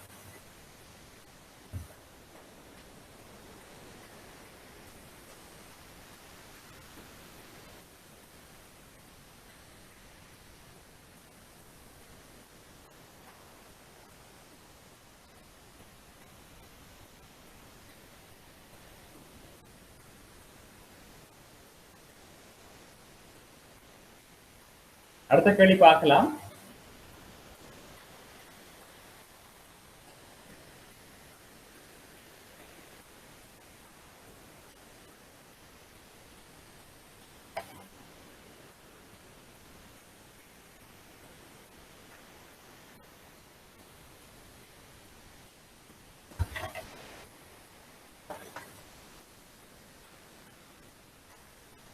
அடுத்த கேள்வி கேட்டுக்காக பணத்தின் தொழிற்பாடும் கேட்டுக்கலாம். பணத்தின் தொழிற்பாடு தெரியும். பரிமாற்று ஊடகமா தொழிற்படுதல், வருமான திட்டா தொழிற்படுதல், கணக்கீட்டு அழகா தொழிற்படுதல், பிற்படப்பட்ட கொடுப்பன கருவியா தொழிற்படுதல் சொல்லி சொல்லக்கூடிய மாதிரி இருக்கும். இவ்வாறான கேள்வியை கேட்டால் நீங்க சொல்லக்கூடிய மாதிரி இருக்கும். ஆகவே இவ்வாறு நீங்கள் தயார்படுத்திக் கொள்ள வேண்டும். நீங்கள் அடுத்தது பணத்துக்கான கேள்விகள் கேட்கப்பட்டது. பணத்துக்கான கேள்வி டிமாண்ட் ஃபார் மணி உங்களுக்கு தெரியும். கொடுக்கல் வாங்கல் நோக்க கேள்வி டிரான்சாக்ஷன் ஃபார் டிமாண்ட் சொன்னாங்க. அடுத்த சொல்லும் உத்தேச நோக்க கேள்வி இருக்குது. ஸ்பெகுலேட்டிவ் டிமாண்ட் சொல்லுவாங்க. இன்னொன்று சொல்ல பாதுகாப்பு நோக்க கேள்வி, அது சொல்வது ப்ரீகாஷன் டிமாண்ட் சொல்லுவாங்க. ஆகவே பணத்துக்கான கேள்விகள் 3 வகைப்படும். ஒன்று வந்து கொடுக்கல் வாங்கல் நோக்க கேள்வி, டிரான்சாக்ஷன் ஃபார் டிமாண்ட் சொல்லுவாங்க. முன்னெச்சரிக்கை நோக்க கேள்வி ஸ்பெகுலேட்டிவ் டிமாண்ட் சொல்லுவாங்க. பாதுகாப்பு நோக்க கேள்வி ப்ரீகாஷன் டிமாண்ட் சொல்லுவார். ஆகவே 3 வகையான கேள்விகள் இருக்கு பணத்துக்கான கேள்வி. ஆகவே பணத்துக்கான கேள்வி என்பது demand for money, MD equal DD. DD என்பது கொடுக்கல் வாங்கல் நோக்க கேள்வி பிளஸ் எஸ்டி ஸ்பெகுலேட்டிவ் டிமாண்ட் சொல்லுவோம், பிடி ப்ரீகாஷன் டிமாண்ட் சொல்லுவோம் நாங்கள். ஆகவே பணத்துக்கான கேள்வி 3 வகைப்படும். தொடர்ச்சியாக கேட்பார்கள் பணத்துக்கான கேள்வி தீர்மானிக்கின்ற காரணிகள் யாவைன்னு சொல்லி கேட்கிறார். பணத்துக்கான கேள்வி தீர்மானிக்கின்ற காரணிகள் யாவை என்று சொன்னா நீங்க சொல்லணும் மக்களுடைய வருமானம், அது வாழ்க்கை தரம், வசிப்பிடம், பொதுவிலை மட்டம் போன்ற பல்வேறுபட்ட காரணிகள் என்ன செய்ய முடியும், வருமானம் பெறும் கால இடைவெளி போன்ற பல்வேறுபட்ட காரணிகள் என்ன செய்ய முடியும் சொன்னால் பணத்துக்கான கேள்வி தீர்மானிக்கும். வட்டி வீதம் போன்ற காரணிகள் வந்து பணத்துக்கான கேள்வி தீர்மானிக்க சொல்லி சொல்லலாம். பணத்துக்கான கேள்வி என்று சொன்னால் பொதுவாக வந்து பணத்துக்கான கேள்வியினுடைய விளக்கம் பொதுமக்கள் எவ்வளவு பணத்தை தங்களோட கையில வச்சிருக்க விரும்புகிறார்கள். உங்களுக்கு தெரியும், உங்களோட கையில உங்களோட பர்ஸ்ல வந்து எவ்வளவு பணம் உங்கள்கிட்ட இருக்குது தற்பொழுது, அதுதான் பணத்துக்கான கேள்வின்னு சொல்லி அழைப்போம் நாங்கள். அப்ப உங்களோட பாக்கெட்ல வந்து எவ்வளவு பணம் இப்பொழுது இருக்கிறது, அதே போல உங்களோட சிஇஓ உங்களோட பாஸ்கிட்ட எவ்வளவு பணம் பாக்கெட்ல இருக்கும் அப்படி பாத்தீங்கன்னா உங்களுக்கு கண்டுபிடிக்கலாம். இப்ப உங்களோட பாக்கெட்ல வந்து உங்களோட கையில வந்து ஒரு 5000 ரூபாய் பணம் இருக்கும்னு சொன்னால் உங்களோட மேலதிகாரி அல்லது சிஇஓ அல்லது டைரக்டர்கிட்ட எவ்வளவு பணம் வச்சிருக்காங்க பாக்கெட்ல. அப்ப அது இப்படியே சொல்லலாம் நீங்க. அப்ப உங்களோட சிஇஓக்கு வந்து அவர் வந்து எப்பொழுதும் வந்து ஒரு 50,000 ரூபாய் காசு வச்சிருப்பாரு அந்த பாக்கெட்ல. உங்கள்கிட்ட 5000 ரூபாய் பணம் இருக்கு. அப்ப அதே கண்டுபிடிக்கலாம் என்ன காரணம், உங்கள்கிட்ட 50,000 இருக்கே இல்லை இப்போ தற்போட கையில உங்களோட பஸ்லயே 50,000 வச்சிருக்காரு. அப்ப சொல்லலாம் நீங்க அது வருமானம். சிஇஓக்கு வந்து நிறைய வருமானம் கிடைக்கும். அவருக்கு வந்து ஒரு 5 lakhs கிடைக்குது மாசம். அவரை எம்டியா இருக்கு. பட் எங்களுக்கு வந்து வருமானம் குறைவு. உங்களுக்கு 1 லேக் கிடைக்குது. 1 லேக் கிடைக்கிற ஆள் வந்து 5000 வச்சிருக்கிறார் பக்கத்துல. ஒரு 10,000 வச்சிருக்கிற கிடைக்கிறது வந்து 50,000 வச்சிருக்காரு பக்கத்துல. அதே போல வந்து வருமானம் பெறுவது கால இடைவெளி. எங்களுக்கு வந்து வருமானம் வந்து சொல்லுவோம் நாங்கள் எங்களுக்கு 1ஆம் திகதி எங்களுக்கு சம்பளம் கிடைக்கிறதுன்னு சொன்னால் 1ஆம் திகதி எங்கள்கிட்ட இருக்கிற பணத்தின் அளவு உயர்வாக இருக்கும். அதே நேரத்தில் எங்களோட 30ஆம் திகதி அல்லது 15ஆம் திகதி அந்த மாசம் 15ஆம் தேதி பார்த்தீங்கன்னா வருமானம் குறைவடைஞ்சு போகும். அதே 30ஆம் தேதி வரைக்கும் பாருங்க வருமானம் இல்லாத போயிடும். என்ன சொன்னா சம்பளம் கிடைக்கிற அந்த நாள் நிறைய காசு கையில் இருக்கு. அதே போல மாத நடுப்பகுதியில வந்து வருமானம் குறைவா இருக்கு. மாத கடைசியில வந்து வருமானம் முடிவடைந்து போயிடும். ஆகவே வருமானம் பெறும் கால இடைவெளி டைம் பீரியட்ஸ் அதுவும் வந்து பணத்துக்கான கேள்வி தீர்மானிக்கும். அடுத்து நீங்களுடைய வசிப்பிடம் எங்க இருக்கிறீங்க நீங்கள். இப்ப நீங்கள் கொழும்பு நகரத்தில் இருக்கிறீங்கன்னு சொல்லுவோம், சிட்டியில இருக்கிறீங்க, கலம்பு 1ல இருக்கிறீங்கன்னு சொன்னா, அதே போல கலம்பு 3ல இருக்கிறீங்க அல்ல கலம்பு 7ல இருக்கிறீங்கன்னு சொன்னா நீங்கள் உங்களுக்கு வந்து செலவு அதிகமாக காணப்படும். பொதுவா வந்து கலம்பு 7 சொன்னோம்னா அங்க கலம்பு 7ல வந்து வாடகை அதிகமாக காணப்படும், உணவு பொருட்கள் விலை அதிகமாக காணப்படும். அதே போல கலம்பு 15 போனீங்கன்னு சொன்னா, கலம்பு 15 போனீங்கன்னு சொன்னா அங்க வந்து உங்களுக்கு தெரியும் அங்க வந்து பொருட்கள் விலை ஓரளவு மலிவாக காணப்படும், குறைவாக. கலம்பு 7 விட கலம்பு 15 பொருட்கள் விலை குறைவாக காணப்படும். வாடகை குறைவா இருக்கு. கலம்பு 7ல வந்து வாடகை கூடுதலா இருக்கு, தெரியும் உங்களுக்கு. கலம்பு 7ல வாடகை கூடுதலா இருக்கு. அதே போல கலம்பு 15ல வந்து வாடகை குறைவா இருக்கு. அந்த கலம்பு 15ல வந்து மக்களின் வாழ்க்கை செலவு அந்த கன்சம்ப்ஷன் பேட்டர்ன் டிஃபரெண்டா இருக்கும். கலம்பு 7 பேட்டர்ன் வந்து டிஃபரெண்டா இருக்கு. கலம்பு 7ல உள்ள மக்களின் கன்சம்ப்ஷன் பேட்டர்ன் அதெல்லாம் வந்து கொஞ்சம் வித்தியாசமா இருக்கு. அவர்கள் வந்து வெல்த்தியான மக்களா இருக்காரு. கலம்பு 7ல இருக்கிற மக்கள் அநேகமா வந்து wealthy people. They had a Benz car or BMW like that.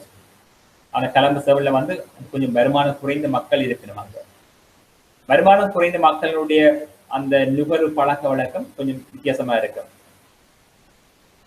இதான சொல்லுவாங்க. அதே போல இது இங்க பாத்தீங்கன்னு சொன்னா இப்ப நீங்க சிறுவலையில ஒரு கிராமத்தில் இருக்கோம்னு சொல்லுவாங்க, இந்த வில்லேஜ் இருக்கோம்னு சொன்னோம்னா, ஆகவே நீங்க சொல்ல நாங்கள் HNB பேங்க் இருக்குது, டாலி ஓட்டர் இருக்குன்னு சொன்னா அந்த பிரான்ச்ல உள்ள மக்களை பார்ப்போம். அதே போல ஒரு மானிப்பாய் ஒரு பிரான்ச் இருக்குன்னு சொன்னா அந்த பிரான்ச்ல ஸ்டாஃப் செலவு பார்க்கலாம். ஆகவே அந்த மானிப்ப பிரான்ச்சில் உள்ள மக்கள் அந்த ஸ்டாஃப் அந்த எக்ஸ்பெண்டிச்சர் பேட்டர்ன் கன்சப்ஷன் பேட்டர்ன் வந்து டிஃப்ரெண்டா இருக்கும். கலம்பு 7ல இருக்கிற பேட்டர்ன் டிஃப்ரெண்டா இருக்கும். ஆக உதாரணத்துக்கு பார்ப்போம். எப்படி இப்போ நான் சொல்ல நியூயார்க்ல உங்களோட ஃப்ரெண்ட் இருக்கிறான்னு சொல்லுவாங்க. நியூயார்க்ல ஃப்ரெண்ட் இருக்குன்னு சொன்னா அப்ப அந்த ஃப்ரெண்ட்ட கால் பண்ணி கேளுங்க உங்களோட கை காசு எவ்வளவு இருக்குன்னு பாருங்க. அப்ப அவர்கிட்ட வந்து கூடுதலா காசு வச்சிருப்பாரு. என்னன்னு சொன்னா அங்க செலவு கூடுதலா இருக்கும். நாணயத்தை ஒப்படைக்க அங்க வந்து ஒரு மத்தியானம் வந்து சாப்பிட வேண்டும் என்று சொன்னால் அவருக்கு வந்து ஒரு $10 வேணும்னு சொல்லுவாங்க. $10 தேவைப்படுமா இருக்கு. லஞ்ச் எடுக்கணும்னு சொன்னா நல்ல லஞ்ச் எடுத்துக்கோ $10. $10 நீங்க 200 பெருக்கி பாருங்க எவ்வளவு விரும்புன்னு சொல்லி தெரியுங்க. அதே போல நாங்கள் குழந்தை பார்த்தோம்னா எவ்வளவு காசு வருமா, எங்களுக்கு $20 போகுது சாதாரணமா லஞ்ச் எடுத்து. அங்க $2000 வேணும். ஆகவே இப்படித்தான் பெறும். ஆக எங்களுடைய வசிப்பிடம் மற்றும் வாழ்க்கை முறை, எங்களுடைய வருமானம் பெறும் கால இடைவெளி மற்றும் வருமானத்தின் அளவு இதெல்லாம் வந்து பணத்துக்கான கேள்வியை தீர்மானிக்கும். பணத்துக்கான கேள்வி வந்து 3 வகைப்படும். ஒன்று கொடுக்கல் வாங்கல் நோக்க கேள்வி, முன்னெச்சரிக்கை நோக்க கேள்வி, பாதுகாப்பு நோக்க கேள்வி. சொன்னா கொடுக்கல் வாங்கல் நோக்க கேள்வி என்பது டிரான்சாக்ஷன் ஃபார் டிமாண்ட், அதாவது பொருட்கள் சேவைகளை கொள்வனை செய்வதற்காக வச்சிருக்க பணம். $5000 இருக்குமென்று சொன்னா நான் வந்து $3000 வந்து நாங்கள் பொருட்கள் வாங்கறது வச்சிருக்கேன். இன்னும் ஒரு $1000 நாங்கள் ஏதாவது எதிர்பாராத விதமாக ஏற்படக்கூடிய செலவுகள், விபத்துக்கள் சம்பந்தமாக ஏற்படும். இன்னும் ஒரு $1000 வச்சிருப்பேன். நான் வந்து நிதி சந்தையில வந்து முதலீடு செய்யறதுக்கு வச்சிருக்க காசு சொல்றேன். இவ்வாறு தான் இந்த பணத்துக்கான கேள்வி ஏற்படும். பணத்துக்கான கேள்வி 3 வகைப்படுகின்றது. அதை தொடர்ந்து பணத்துக்கான கேள்வி தீர்மானிக்கின்ற காரணிகள் என்னன்னு சொல்லி கேட்கிறேன். ஆகவே வருமானத்தை கவனிக்கணும். வருமானம், மற்றது வட்டி வீதத்தை நாம பார்க்கலாம். வட்டி வீதம் முக்கியமான வட்டி வீதம் என்னன்னு சொன்னால், அந்த சந்தையில இன்ட்ரெஸ்ட் ரேட் அதிகமாக இருந்தால் பொதுமக்கள் தங்களோட காசை கொண்டு போய் வைப்பில விடுவிடும். கொண்டு போய் வட்டி வீதம் முக்கியம். என்னன்னு சொன்னா வருமானம் ஓகே, வருமானம் அதிகரிக்க பொதுமக்கள் அதிக காசு வச்சிருக்கார்கள். வங்கியில காணப்படுகின்ற வட்டி வீதம், அவங்க தெரியும், இன்ட்ரெஸ்ட் ரேட் உயர்வாக இருந்தால் நீங்க பணத்தை பணமா வச்சுக்க மாட்டீங்க. பணத்தை பணமா வைத்திருந்தால் பணம் என்ன செய்யும்? ஒண்ணு தர மாட்டேன், வருமானம் கிடைக்காது. பணத்தை நாங்க பணமாகவே பெட்டியில பூட்டி வைத்தால் அதே பணம் அப்படிதான் இருக்க போகுது. ஆகவே பேங்க்ல கொண்டே போட்ட வேண்டிய சொன்னால் உங்களுக்கு தெரியும், 5 lakhs இருக்கணும், 5 லட்சம் ரூபாய் இருக்கணும், அதை கொண்டே பெட்டியில வச்சு லோக்கல்ல வச்சு பூட்டுறவங்க அப்படியே இருக்கு காசு, அது மாறாது. அதே பணத்தை கொண்டு போய் அந்த கவுண்டர்ல கொண்டு போய் எங்க சேவிங்குள்ள போட்டோம் அல்ல எஃப்டில போட்டோம்னு சொன்னால் அதுக்கு உங்களுக்கு இன்ட்ரெஸ்ட் ரேட் கிடைக்கும். இன்ட்ரெஸ்ட் வரும், எங்களுக்கு வட்டி கிடைக்கும். ஆகவே பணத்தை பணமாக வைத்திருந்த பணம் வருமானத்தை உழைக்காது. வட்டி வீதம் அதிகமா இருந்தால் மக்கள் தங்களோட கையில காசை வச்சிருக்க விரும்ப மாட்டார்கள். கொண்டு போய் வங்கியில வைப்பு செய்வார்கள். கொண்டு போய் போட்டு வட்டி வருமானத்தை உழைப்பார்கள். அதே போல வட்டி குறைவாக இருந்தால் மக்கள் வங்கியில கொண்டு போய் பணத்தை வைப்பு செய்ய முன்வர மாட்டார்கள். குறைந்த வட்டி தானே சொல்லி இதனால் கூடியுள்ள பணத்தை கையில வச்சிருப்பார்கள். அது வட்டி முக்கியமான காணப்படும். வட்டி வீதம் இன்ட்ரெஸ்ட் பணத்தின கேள்வியை தீர்மானிக்கிறதுல பிரதான காரணியா காணப்படுது. வட்டி வீதம் உயர்வாக இருந்தால் பொதுமக்கள் கையில காணப்பட பணத்தின் அளவு குறைவா இருக்கு, பணத்துக்கான கேள்வி குறையும். வட்டி வீதம் அதிகரித்தால் there's a negative relationship between the interest rate and the demand for money. Interest rate கூடினால் பணத்துக்கான கேள்வி குறையும், இன்ட்ரெஸ்ட் ரேட் குறைந்தால் பணத்துக்கான கேள்வி கூடும். ஆகவே வட்டி வருமானம் அதிகரிக்கின்ற பொழுது பொதுமக்கள் கையில் உள்ள பணத்தின் அளவு குறையும். வட்டி வருமானம் குறைந்தால் பொதுமக்கள் அதில் பணத்தை கையில வச்சுக்க விரும்புவார்கள். ஆகவே வட்டி வீதம் மிகவும் முக்கியமான காணப்படும். மற்றது மக்களின் வாழ்க்கை தரம், வருமானம் பெறும் கால இடைவெளி, மற்றது பொதுவிலை மட்டம். ஆக பொருட்கள விலை அதிகமாச்சுன்னா கூடிய பணத்தை கையில வச்சிருக்காரு.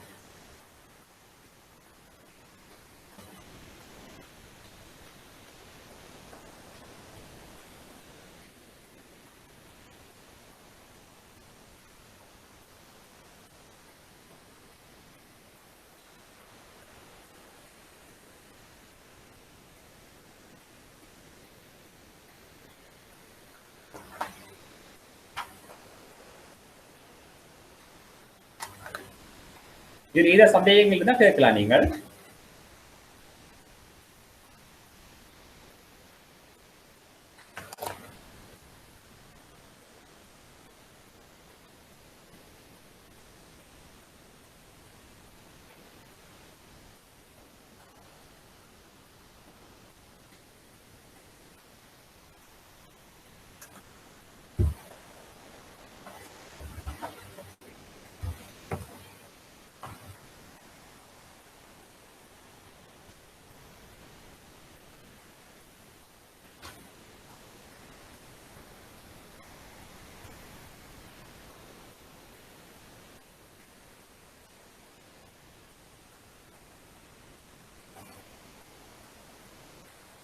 அடுத்து கேட்டிருக்கார்கள், உங்களுக்கு நாணய சபை சம்பந்தமாக கேள்வி கேட்கப்பட்டிருக்கின்றது.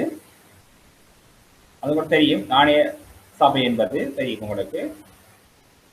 நாணய சபை என்ன உங்களுக்கு தெரியும், மத்திய வங்கி மத்திய வங்கியை நிர்வகிப்பதற்கு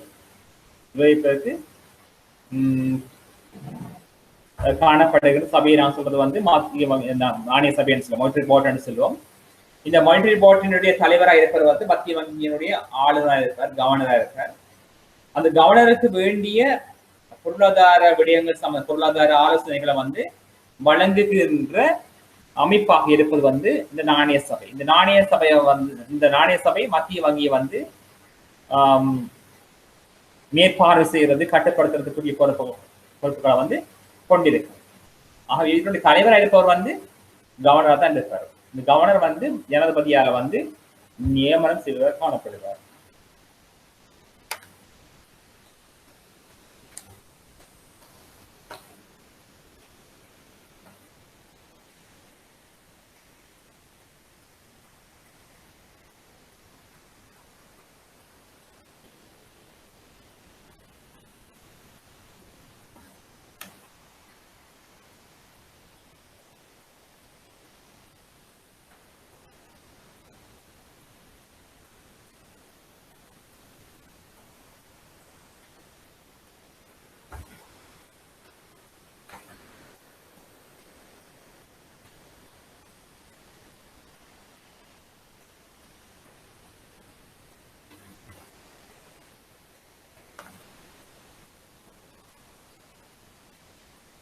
உங்களுக்கு தெரியும், அதை பார்ப்போம் தொடர்ச்சியாக வந்து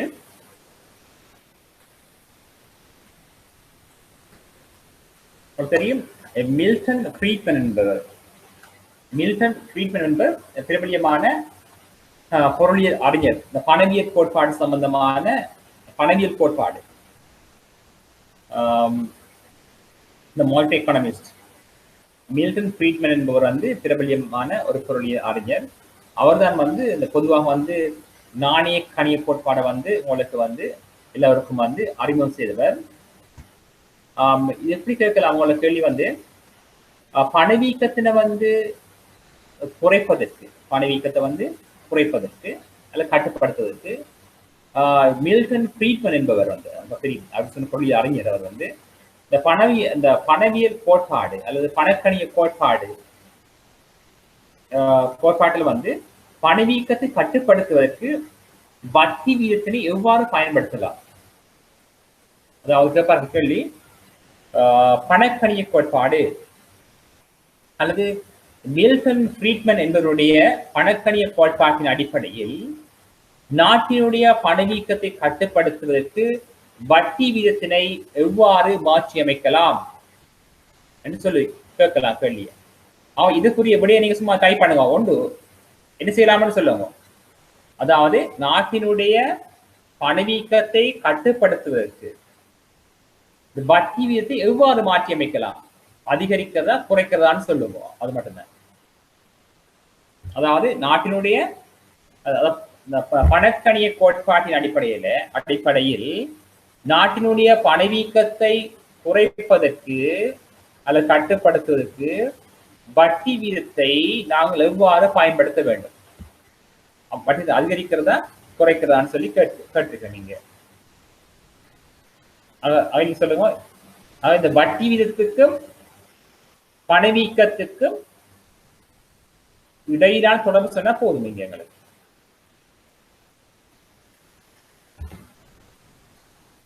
என்ன தொடர்புங்க பார்ப்போம்.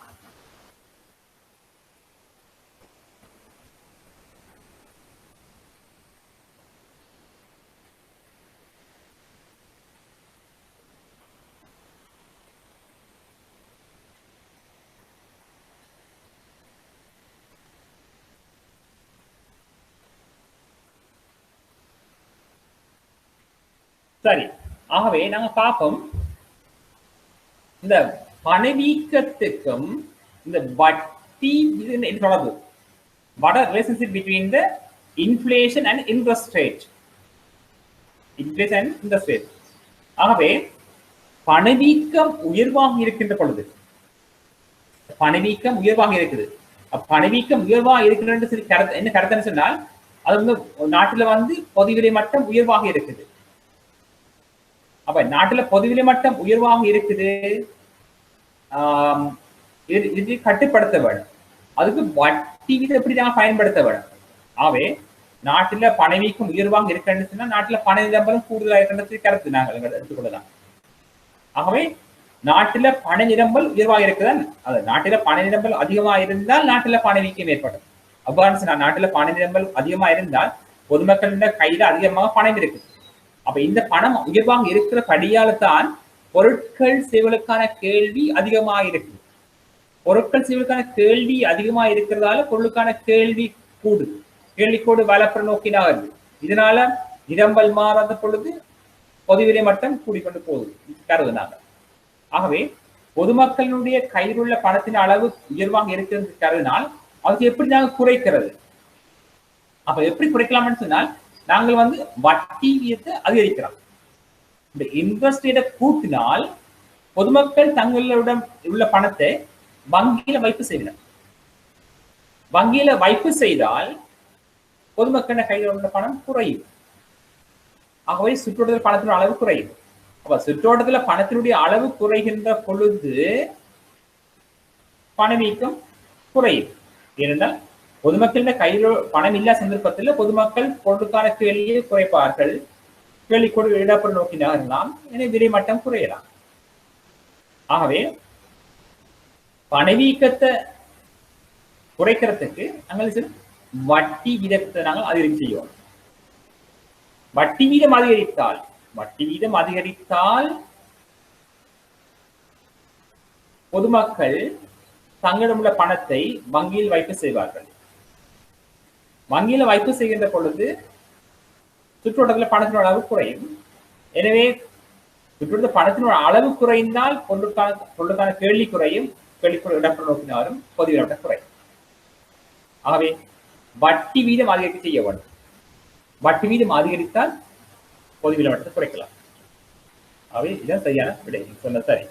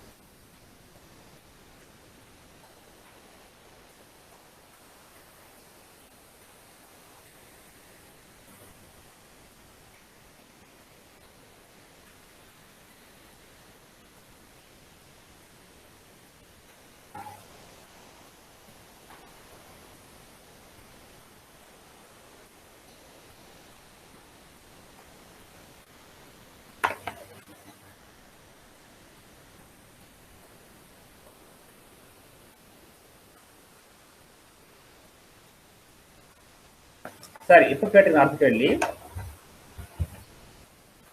பேரளவு வட்டி வீதம் அதே போல மெய் வட்டி வீதம் real interest rate and nominal interest rate கேட்டுதான். என்ன வேறுபாடு? ரியல் இன்ட்ரெஸ்ட் ரேட் என்று சொன்னால் மெய் வட்டி வீதம். அதே போல நாமினல் இன்ட்ரெஸ்ட் ரேட் என்று சொன்னால் பேரளவு வட்டி வீதம். ஆகவே பேரளவு வட்டி வீதம் என்பது சந்தையில் காணப்படுகின்ற வட்டி வீதத்தினை நாங்கள் பேரளவு வட்டி வீதம் என்று அழைப்போம். உதாரணம் சொல்ல நாங்கள் சந்தையில் காணப்படுகின்ற வட்டி வீதம் ஒரு 9 சொல்ல 9 பேரளவு வட்டி. இந்த பேரளவு வட்டி வீதத்திலிருந்து கிடைக்கின்ற வருமானத்தினை நாங்கள் சொல்லுவோம் பேரளவு வட்டி வருமானம், நாமினல் இன்ட்ரெஸ்ட் ரெவென்யூ என்று சொல்லுவாங்க. நாமினல் இன்ட்ரெஸ்ட் ரெவென்யூ என்று சொல்லுவோம் பேரளவு வட்டி வருமானம். அதே போல எங்களுக்கு வருமானம் எங்களுக்கு அதாவது ஒரு 9% தான் பேரளவு வட்டி வீதம். இந்த 9% வருமானம் வட்டி வீதத்திலிருந்து எங்களுக்கு கிடைச்ச வருமானம் வந்து ஒரு 90,000 சொல்லுவாங்க. 90,000 என்னுடைய வருமானம் வந்து 90,000. இது பேர்ல வருமானம். அதில் கேட்கிறான்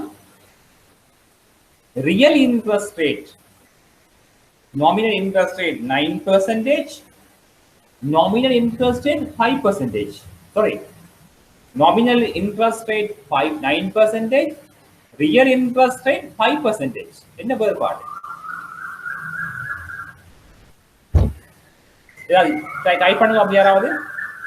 What are the difference between the nominal interest rate and real interest rate? What is the difference? Nominal interest rate and real interest rate. அல்லது nominal interest revenue and real interest revenue. என்ன வேறுபாடு ரெண்டுக்கும் இடையில?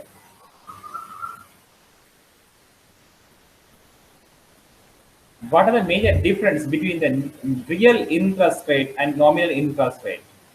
Oh, what are the major difference between the nominal and real interest revenue? Correct. Inflation. Right. Very good.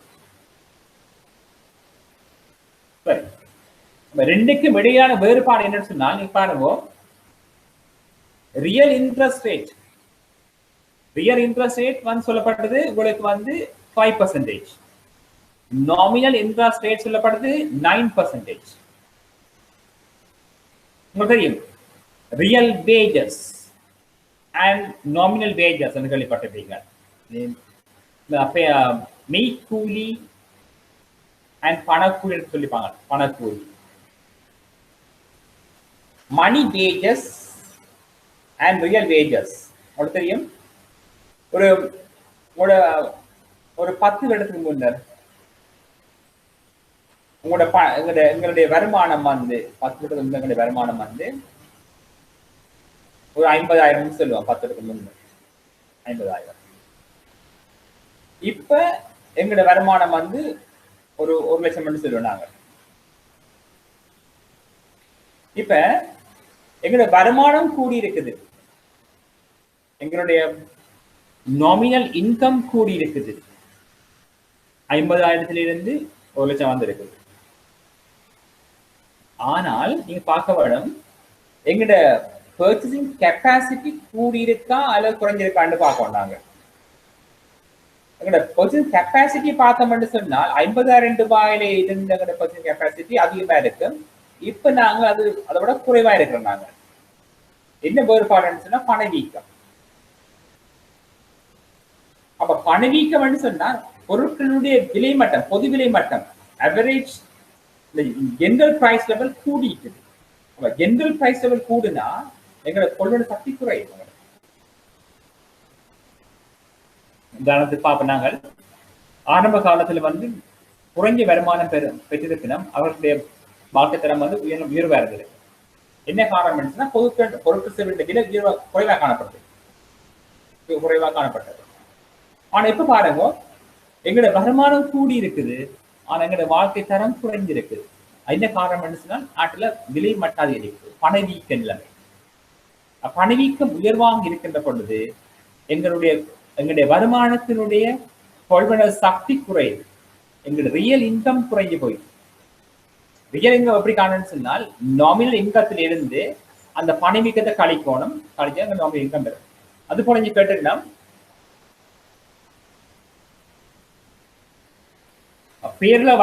பேர்ல வட்டி அந்த nominal interest ரேட்ல இருந்து nominal interest rate 9% minus inflation 4% equal 5%.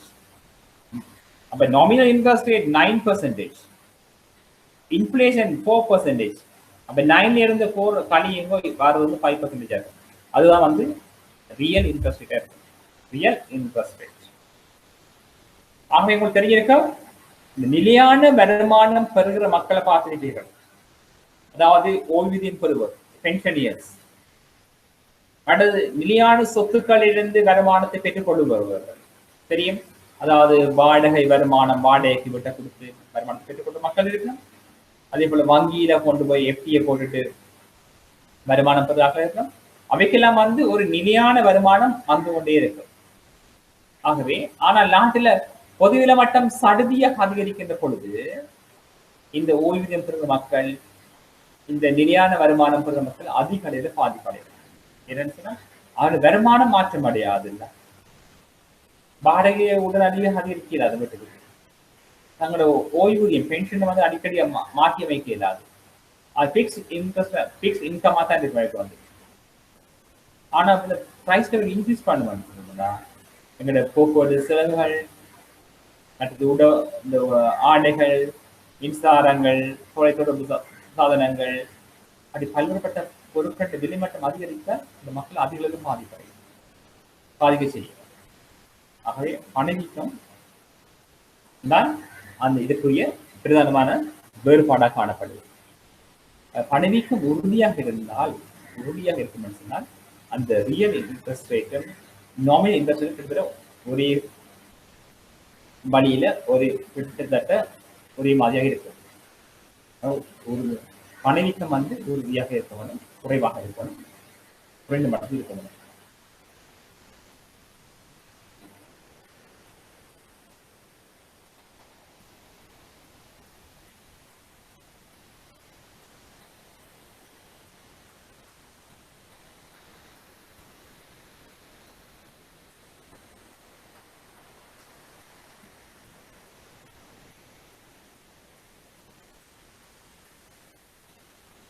அடுத்த கேள்வி கேட்டுகிறார்கள், பணத்துக்கான கேள்வி என்றால் என்ன சம்பந்தமாக கல்விக்கப்பட்டது?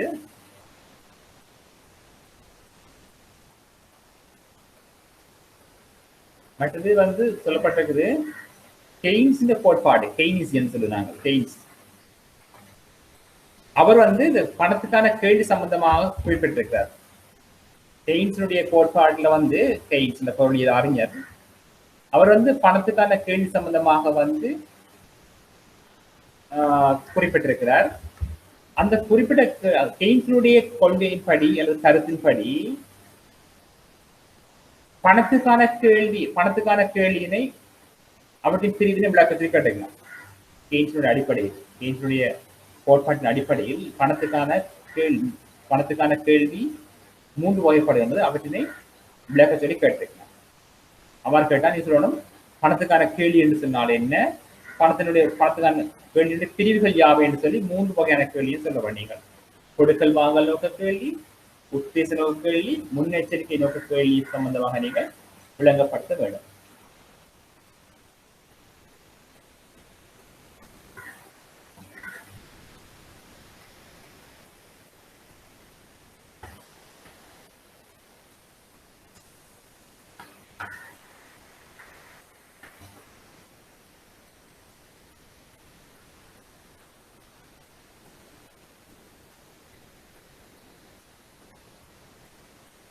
அடுத்த கேள்வி கேட்டிருக்கணும், பணவீக்கத்தை கட்டுப்படுத்துவதற்கு மத்திய வங்கியினால் பயன்படுத்தப்படுகின்ற முறைகளில் ஒன்று நியதி ஒதுக்கு வீதம். அடுத்தது அரசாங்க பிணைகளின் உடனடி விற்பனவு அல்லது கொள்வனவு, அடுத்தது தார்மீக கட்டுப்பாடுகள் சம்பந்தமாக கேட்டிருக்கிறேன். அதே போல வட்டி வீதங்கள், அதாவது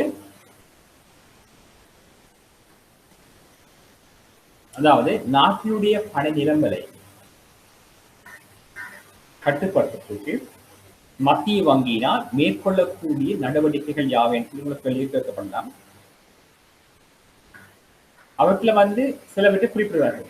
கொள்கை வட்டி எப்படி மாற்றி அமைக்கிறது, நியதி ஒதுக்கீடு எப்படி மாற்றி அமைக்கிறது, அரசாங்க பணிகளின் உடனடி விற்பனை கொள்கையை மாற்றி அமைக்கிறது. நாங்கள் ஒரு 5 நிமிட இடைவெளி எடுப்போம், மீண்டும் சந்திப்போம். இப்ப நேரம் வந்து 2:15, 2:20 நாங்கள் சந்திப்பது.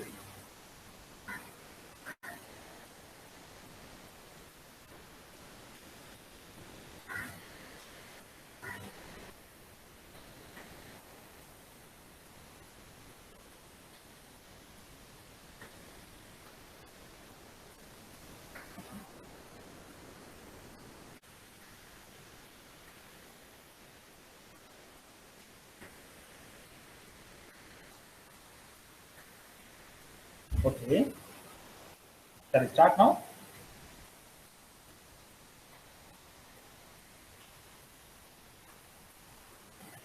ஓகே, நான் பார்ப்போம், பார்ப்போம்.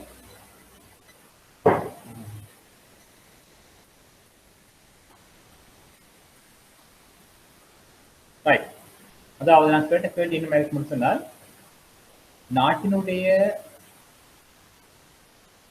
பணவீக்கத்தை கட்டுப்படுத்துவதற்கு மத்திய வங்கியால் மேற்கொள்ளப்படுகின்ற கொள்கை வட்டி வீதம், நியதி ஒதுக்கீடு வீதம், அரசாங்க கொள்கைகளின் உடனடி விற்பனவு கொள்வனவு, தார்மீக கட்டுப்பாடுன்னு சொல்லி கட்டணும், அவற்றை விளங்கப்படுத்தப்பட்டாங்க.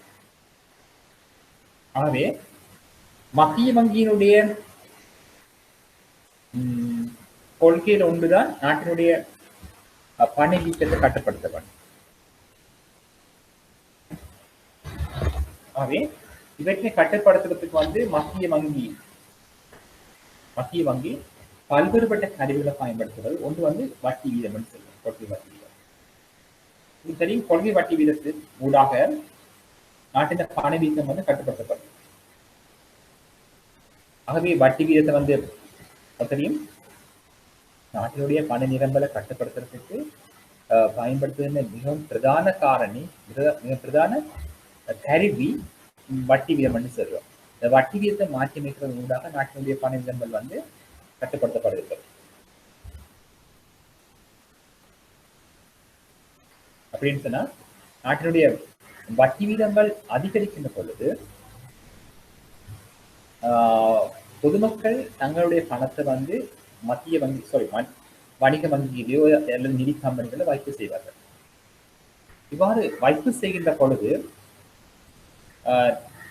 பொதுமக்கள கையில் இருந்த பணம் வங்கிகளுக்கு செல்லும். இவ்வாறு வங்கிகளுக்கு செல்கின்ற பொழுது நாட்டில் சுற்றுவட்டத்தில் வந்து அந்த பொதுமக்கள கையில் உள்ள பணத்தினுடைய அளவு குறையும். அளவு குறைகின்ற போது நாட்டில் பண நிரம்பல் குறையும். அது ஒன்று. இன்னும் ஒன்று, வட்டி வீதம் அதிகரிக்கின்ற பொழுது பொதுமக்கள் கடன்களுக்கான கேள்வியை குறைப்பார்கள்.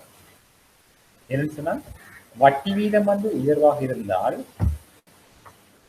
கடன்களுக்கான செலவு கூடும், இன்ட்ரெஸ்ட் கூடும் சொன்னால் பொதுமக்கள் கடன்களை பெறுவதற்கு முன்வர மாட்டார்கள். ஆகவே வட்டி வீதம் அதிகரிக்கின்ற பொழுது ரெண்டு விளைவு ஏற்படும், சாதகமான விளைவு. ஒன்று, நாட்டில வந்து பண நிரம்பல் குறையும். என்னன்னு சொன்னால், பணத்தை வந்து கையில வச்சிருக்க மக்கள் வட்டி வீதம் அதிகம் பண்ண படியால வந்து என்ன செய்வாங்கன்னா, தங்களுடைய பணத்தை எல்லாம் கொண்டு போய் வங்கியில வைப்பு செய்ய பார்ப்பாங்க. இவ்வாறு வங்கியில வைப்பு செய்கின்ற பொழுது சுற்றோட்டத்துல வந்து பணத்தினுடைய அளவு குறையும், நாணயத்து அளவு குறையும். எனவே நாட்டில பண நிரம்பல் குறையும். ஒன்று, வட்டி வீதம் உயர்வாக இருக்கிற படியாலும் வந்து பொதுமக்கள் நுகர்வுக்காக கடன்களை பெறுவது குறைப்பார்கள். ஏனென்றால் வட்டி அதிகமான படியால் கடன்களுக்கான செலவு அதிகமாக காணப்படும். எனவே கடன்கள் குறையும். கடன்கள் குறைகின்ற பொழுது கடனாக்கம் குறையும்.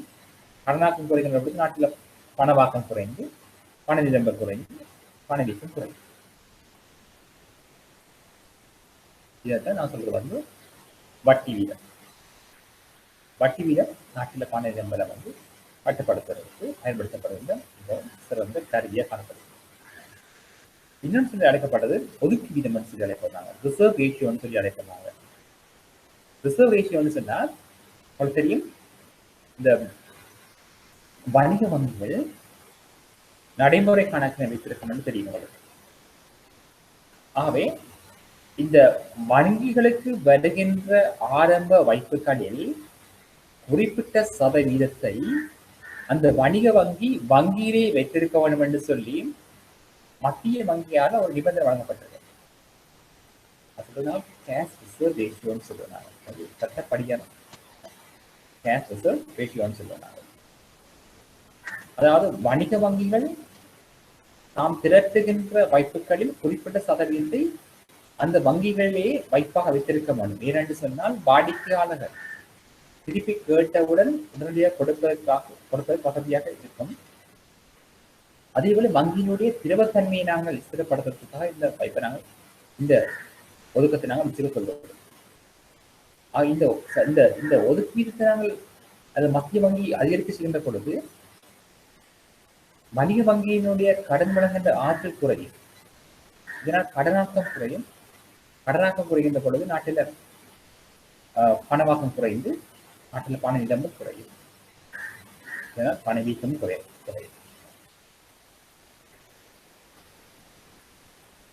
அடுத்து சொல்லப்பட்டிருக்கிறது அரசாங்க பிடியங்கள் உடனடி விற்பனை கொள்வனவு. உங்களுக்கு வெளிப்படுத்திருக்கீங்க.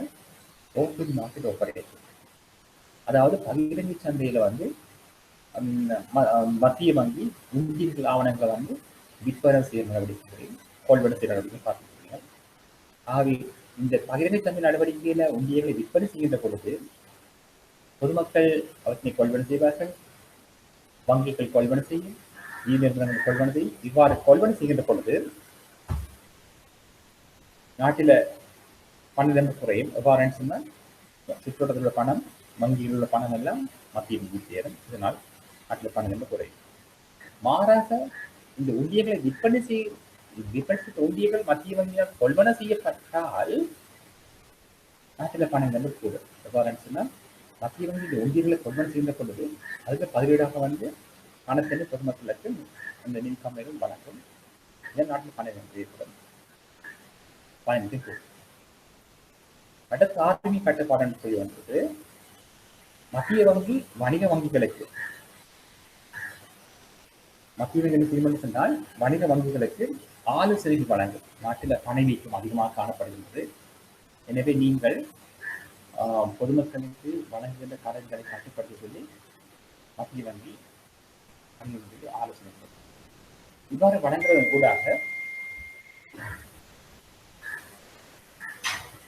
இவ்வாறு வழங்குவதன் ஊடாக நாட்டில் பண நிலங்களை கட்டப்படுத்தப்படுகிறது.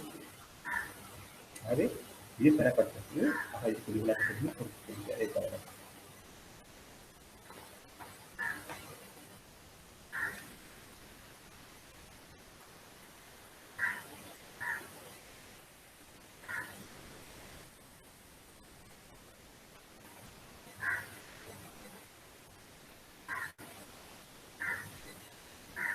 தெரிஞ்சிருக்கும். அநேகமா அந்த ஜப்பான் மற்றும்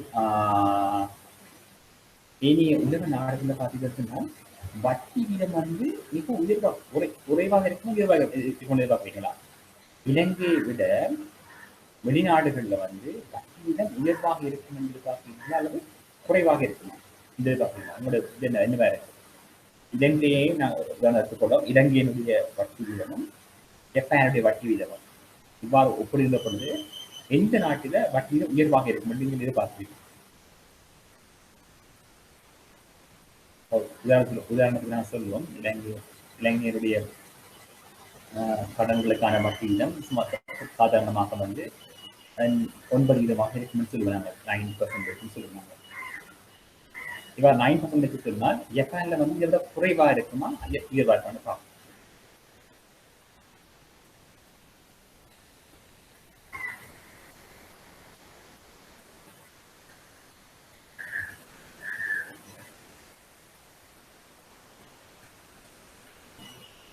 இலங்கையில சாதாரணமா இப்ப தற்சமயம் போற வட்டிகள் பாத்தீங்கன்னா 9 அந்த ரேட்ல போய்கிறது. கடன்களுக்கான வட்டி அப்படின்னு சொல்றாங்க. ஆனா வெளிநாடுகளை பாத்தீங்கன்னு சொன்னால் இந்த வட்டி வீதமானது மிகவும் குறைவானதா காணப்படும். எப்படி என்று சொன்னா இந்த அங்க வந்து மிகவும் குறைந்த வட்டி வீதத்தை காணப்படும். வட்டி மிகவும் குறைவா இருக்கு. ஏன்னு சொன்னால் அவர்களுடைய நோக்கம் என்னவா இருக்குன்னு சொன்னால் இந்த இந்த முதலீட்டை வந்து அதிகரிப்பதனை நோக்கமாக கொண்டாதான் அவை இந்த வட்டியிடம் காணப்படுது. அதனால தெரியும் இந்த பொதுவாக வந்து இந்த வெளிநாட்டவர்கள் வந்து இலங்கையில முதலீடு செய்ய விரும்புறதுக்கு காரணம் கொண்டு இருக்கிறதுன்னு சொன்னால் இலங்கையில முதலீடு செய்தால் இங்க வட்டியில உயர்வாக காணப்படும் சொல்லி எதிர்பார்க்கிறோம்.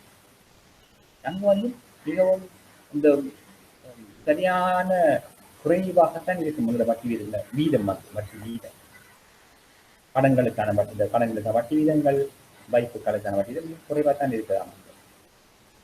அவரோட நோக்கம் வந்து இந்த முதலீட்டை வந்து ஊக்குவிக்கிற பதம் பேசுறாங்க. இலங்கையை பார்த்தீங்கன்னா மத்தியில கொஞ்சம் அவரோட உயர்வாக தான் இருக்கு இலங்கையில. நாங்கள் வெளியான 10 மணிக்குள்ள நான் நினைக்கிறேன் 3%, 2%, 3-4% அந்த ரேஞ்சில் தான் போகுது. ஆகவே அந்த அது நோக்கம் என்னதாக இருந்துச்சு, முதலீட்டை தூண்டுதல். நிறைய மக்கள் கடன்களை பெற்று முதலீட்டை வந்து அதிகக்கூடிய வகையில் தான் நம்ம வட்டி வீதங்கள் ஏற்படுத்தப்பட்டது. இலங்கையில பார்த்தீங்கன்னு சொன்னா வட்டி வீதம் கொஞ்சம் உயர்வாக தான் இருக்குது. இலங்கையில வட்டி வீதம் நாங்கள் இன்னும் குறைத்தோம்னு சொன்னால் நாட்டுல பண நிரம்பல் அதிகமாக காணப்படும். இன்னும் வந்து நாட்டில வந்து வட்டி வீதம் குறைவாக இருந்தால் கடன்கள் அதிகரிக்கும். இந்த கடன்கள் வந்து முதலீட்டுக்கு பயன்படுத்தினால் முதலீடு அதிகரிக்கும், உற்பத்தி அதிகரிக்கும், ஆகவே பொருளாதார வளர்ச்சி ஏற்படும். இது வந்து ஒரு நேர்கணிய அதாவது இந்த பாசிட்டிவ் நேர்கணி, அதாவது இந்த நேர்கணிய விளைவுகளை ஏற்படுத்தும், சாதகமான விளைவு ஏற்படுத்தக்கூடிய காரணியாக நாங்கள் கருதலாம். அதாவது சந்தையில வந்து வங்கி வீதங்கள் வங்கியில் வழங்கப்படும் வங்கி வீதங்கள் குறைவாக இருக்கின்ற பொழுது பொதுமக்கள் என்ன செய்வார்கள், வங்கியில போய் கடன்களை பெற்று எங்களோட பங்கு சந்தையில போய் முதலீடு செய்தார்கள் என்றால், அதனால் பங்கு சந்தை முதலீடு செய்கின்ற பொழுது அந்த கம்பெனிகளுடைய லாபம் அதிகரிக்கும். லாபம் அதிகரிக்கும் பொழுது பொதுமக்களுக்கு வழங்குகிற பங்கு லாபம் அதிகமாக காணப்படும். இந்த பங்கு லாபம் வந்து வட்டியை விட அதிகமாக காணப்பட்டால் அந்த முதலீட்டாளருக்கு நன்மையாக காணப்படும். உங்களுக்கு தெரியும், உதாரணம் பார்ப்போம். இந்த உதாரணத்துக்கு வந்து எங்களுடைய வங்கியினால் வழங்கப்படுகிற வட்டி வீதம் 9% இருக்கின்றது ஆண்டொன்றுக்கு என்று கருதுவோம். ஆண்டொன்றுக்கு 9% இருந்தால் பொதுமக்கள் வந்து போய் வங்கியில போய் கடன் எடுக்கிறார்கள் சொல்லுவோம். கடன் எடுத்து கொண்டு போய் எங்களுடைய பங்கு சந்தையில வங்கிகளை முதலீடு. உதாரணத்துக்கு நான் சொல்லுவோம், ஒரு சிறப்பான ஒரு வங்கி அல்லது ஒரு கம்பெனியில் பார்த்தோம்னு சொன்னால் சிலோன் டுபேக்கோ கமர்ஷியல் பேங்க் இந்த கேரளா போய் கமர்ஷியல் பேங்க் இந்த வங்கியில் போய் நாங்கள் முதலீடு செய்கிறோம். அல்லது கால்டெக்ஸில் போய் கம்பெனியில் போய் முதலீடு செய்கிறோம். லாங்க ஆர்எக்ஸ் லெவலில் கம்பெனியில் போய் முதலீடு செய்கிறோம். பங்கு சந்தையில் போய் சம்பத் பேங்க் இந்த கேரளா போய் முதலீடு செய்கிறோம்னு சொன்னால், அந்த சம்பத் பேங்க் அல்லது கமர்ஷியல் பேங்க் நல்ல ப்ராஃபிட்டில் வந்து அல்ல அந்த கம்பெனி அந்த ஷேர்ஹோல்டருக்கு வந்து நல்ல ஒரு ப்ராஃபிட்டை வந்து அல்லது பாண்ட்ஸை வந்து கொடுத்ததால் அந்த பங்குதாரருக்கு வந்து ஷேர்ஹோல்டர்ஸ் பங்குதாரருக்கு வந்து நல்ல ஒரு லாபம் கிடைக்கும். இப்போ லாபம் வந்து இந்த 9% விட நாங்கள் கடன் 9 வட்டியில் வந்து கடன் எடுத்துடலாம். அதை விட ஒரு உயர்ந்த விகிதத்தை 15% பங்கிலாக பெற்றார்கள் என்று சொன்னால், நாங்கள் போட்ட முதலிலிருந்து முதலீட்டில் 15% பெற்றார்கள் சொன்னால் சொன்னேன் அது லாபமாக இருக்கு. ஆகவே இந்த குறைந்த வட்டி வீதம் வந்து அந்த முதலீட்டாளருக்கு சாதகமான நன்மை ஏற்படுத்துது. அது மாறாக 9% வட்டி எடுத்து அதை கொண்டு பங்கு சந்தையில போட்டு அடுத்தது 2-3% தான் அந்த பங்கு லாபம் கிடைக்க வேண்டும்னா அந்த முதலீட்டாளருக்கு நட்டம்தான் இருக்கும். ஆகவே இந்த குறைந்த சதவீத வட்டி வீதம் பொருளாக காணப்படுகின்ற பொழுது அந்த முதலீட்டாளர்கள் சாதகமான விளைவு ஏற்படும். அதை நாங்கள் புதிய முதலீடுகளை ஈடுபடுத்துவார்கள்.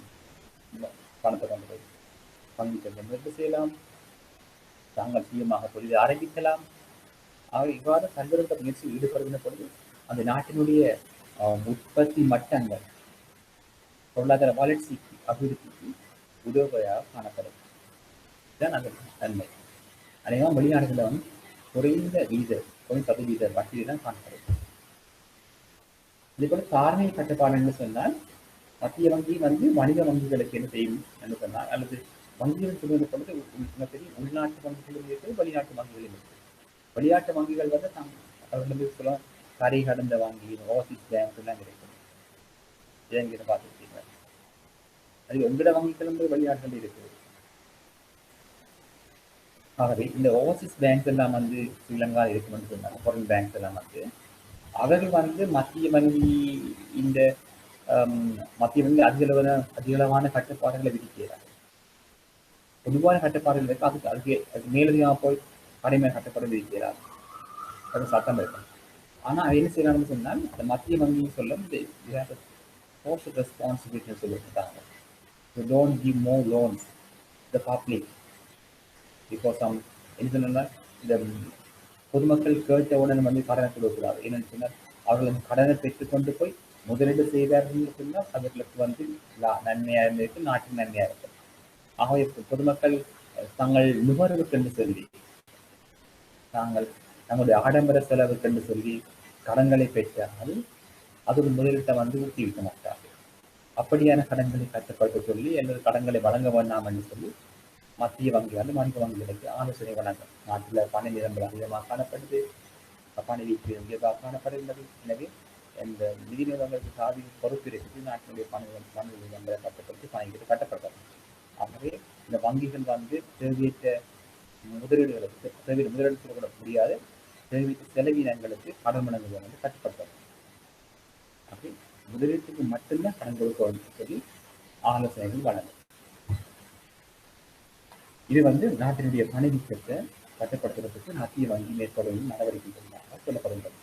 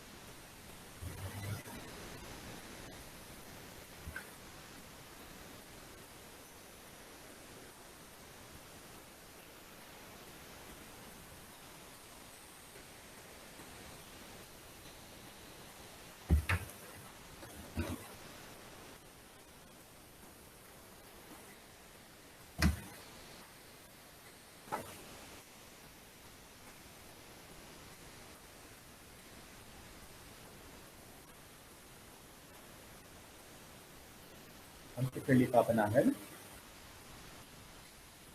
குறைந்த பணவீக்கம்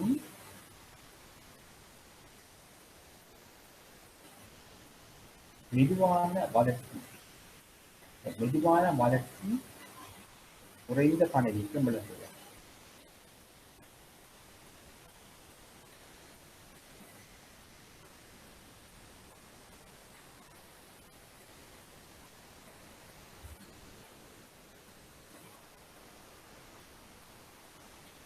கேட்டுக்கணும். மெதுவான வளர்ச்சி குறைந்த பணவீக்கம் விளக்குகிறது கேட்டுக்கணும்.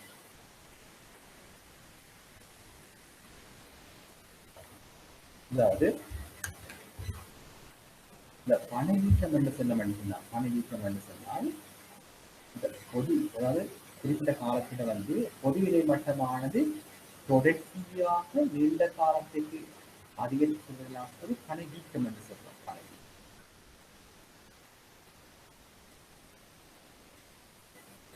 பதிவு மட்டமான தொடர்ச்சியாக நீண்ட காலத்தில் அதிகரிப்பு. இந்த general inflation, the general price level increase continuously for long term சொல்லலாம். அப்ப பொதுவிலை மட்டமான தொடர்ச்சியாக நீண்ட காலத்திற்கு அதிகரித்து சென்றால் நான் ஒரு பணவீக்கம் சொல்றேன். இந்த பணவீக்கம் வந்து சொல்ல உதாரணத்துக்கு நாங்கள் சொல்றோம் ஒரு 5% சொல்றோம். அப்படி இந்த பணவீக்கம் ஆகவே இந்த பொதுவிலை மட்டம் வந்து தொடர்ச்சியா மாற்றம் அடையாமல் இருந்தால் பணவீக்கம் வந்து மாற்றம் அடையாது. வீக்கம் என்று சொன்னால் இன்ஃபிளேஷன் என்று சொன்னால் பொதுவிலை மட்டமானது தொடர்ச்சியாக நீண்ட காலத்திற்கு அதிகரித்து செல்வதான் குறிப்பிடுறாங்க. பொதுவிலை மட்டமானது நீண்ட காலத்திற்கு தொடர்ச்சியாக அதிகரித்து செல்வதற்கு நான் சொல்றது பணவீக்கம் என்று சொல்லுவேன். ஆகவே பணவீக்கமான ஒரு குறிப்பிட்ட நிலைமைக்கு சென்ற பிறகு அந்த அந்த நிலைமை வந்து தொடர்ச்சியாக மாற்றம் அடையாமல் இருக்கிறார். பணவீக்கம் வந்து மாற்றம் அடையாத நிலைமையா இருக்கும்.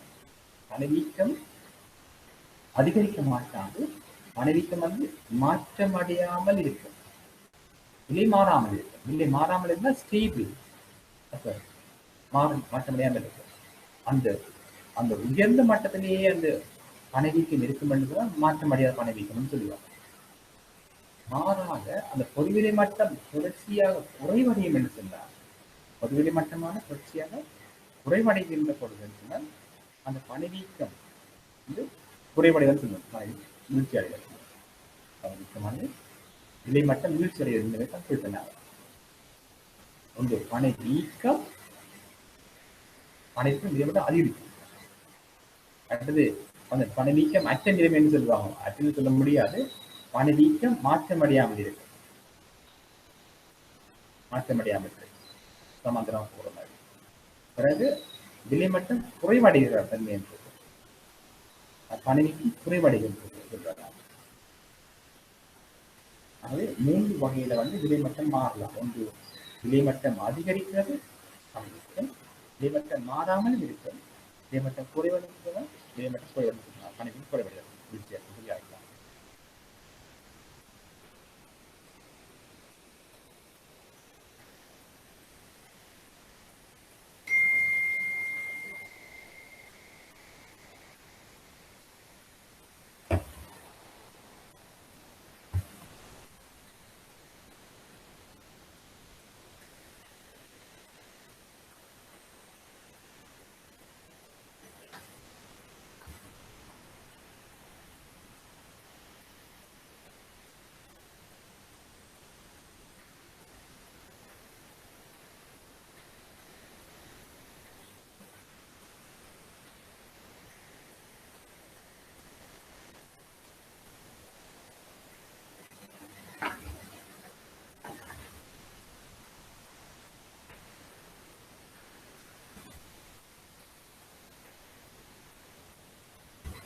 கேள்வி பார்க்கல. நாங்கள்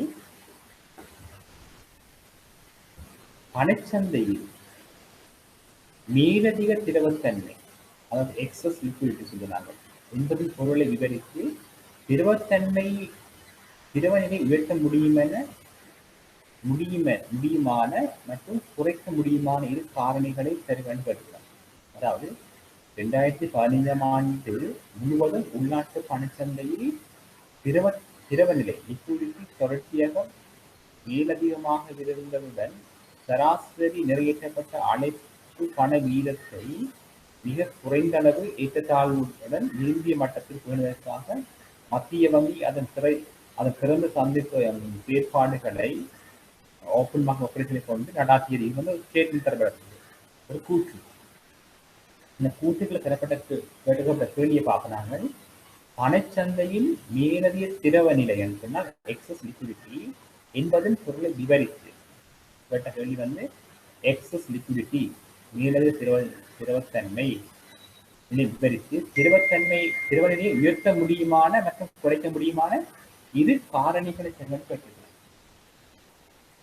எக்ஸஸ் லிக்விடிட்டி கேட்டுக்கிறேன். நீங்க எக்ஸஸ் லிக்விடிட்டின்னு சொன்னால், அதாவது நாங்கள் ஒரு குறிப்பிட்ட ஒரு வணிக வங்கியை நாங்கள் எடுத்தோம்னு சொன்னால் அதனுடைய 5 தெரியும் சொத்துக்கள் பொறுப்புகள் ஒரு 5 பக்கம் இருக்கிறோம். அதுல பாத்தீங்கன்னு சொன்னா சொத்துக்கள் பக்கத்துக்கு பார்த்தீங்கன்னு சொன்னா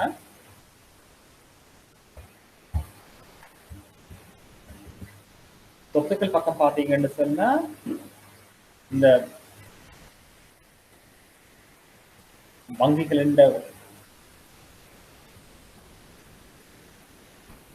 இப்ப 2 பக்கம் ஒன்று சொல்றாங்க சொத்துக்கள் பொறுப்புகள். பொறுப்புகள் பக்கம் பார்க்கின்ற பொழுது வங்கிக்கு வருகின்ற வாய்ப்புகள் வந்து ஒரு பொறுப்புகளை காணப்படும். இதுக்கு எதிராக இருக்கிற சொத்துக்கள் வந்து என்ன இருக்கும் என்று சொன்னால் கடன்கள் போன்ற சொத்துக்களாக காணப்படும். அதாவது வங்கி அவங்க கடன்கள் சொத்துக்கள்.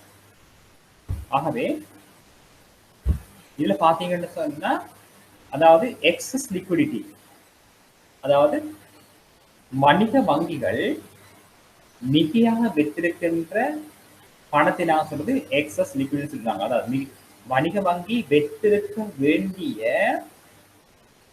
அளவினை விட அதிகளவு ஒதுக்கினை கொண்டிருக்குமாயின் அது நான் சொல்லும் எக்ஸஸ் லிக்விடிட்டி சொல்லுவாங்க, மேலதிக திரவத்தன்மை என்று சொல்லுவாங்க. உதாரணத்துக்கு 1 லட்சம் இல்ல 1000 ரூபாய்ன்னு சொல்லுவாங்க. 1000 மில்லியன் ரூபாய் வந்து அந்த வங்கிக்கு வைப்பாக வருகிறது. 1000 மில்லியன் வைப்பாக வந்தால் அந்த வங்கிக்கு வழங்கப்பட்ட காசோதவி வீதம் வந்து 10%. 10% வந்து காசோதவி வீதம். ஆகவே மத்திய வங்கியினால் அறிவிக்கப்பட்ட காசோதவி வீதம் 10%. ஆகவே 1000 மில்லியன் வைப்பாக வச்சிருக்குது, 1000 மில்லியன். ஆகவே இது வந்து அந்த வங்கி வைத்திருக்க வேண்டிய பணத்தின் அளவு 100 மில்லியன். 1000க்கு 10% வந்து 100 மில்லியனா இருக்கு. ஆகவே 100 மில்லியன் தான் இந்த வங்கி வைத்திருக்க வேண்டிய காசின் அளவு, அது ஒதுக்கத்தின் அளவு. ஆனா இந்த வங்கி வந்து வச்சிருக்கிற அளவு வந்து 120 மில்லியன் வச்சிருக்கிறது, வங்கி காசா வச்சிருக்கு. ஆகவே இங்க வந்து அந்த வைத்திருக்க வேண்டிய அளவு 100, அந்த வைத்திருக்கின்ற ஒதுக்கத்தின் அளவு 120. அப்ப 20 மில்லியனை வந்து அந்த வங்கி மேலதிகமா வச்சிருக்கு. ஆகவே மேலதிகமாக வைத்திருந்தால் அந்த பணத்தினை, அந்த ஒதுக்கத்தினை அந்த வங்கி என்ன செய்யலாம் அப்படின்னா கடனாக வழங்கலாம். ஏன் இது வந்து 20 அந்த 100 மில்லியன் வைத்திருக்க வேண்டிய நேரத்துல வந்து 120 மில்லியனை வந்து அந்த வங்கி ஒதுக்கமாக வைத்திருக்குது, 20 மில்லியனை மேலதிகமாக வைத்திருக்குது.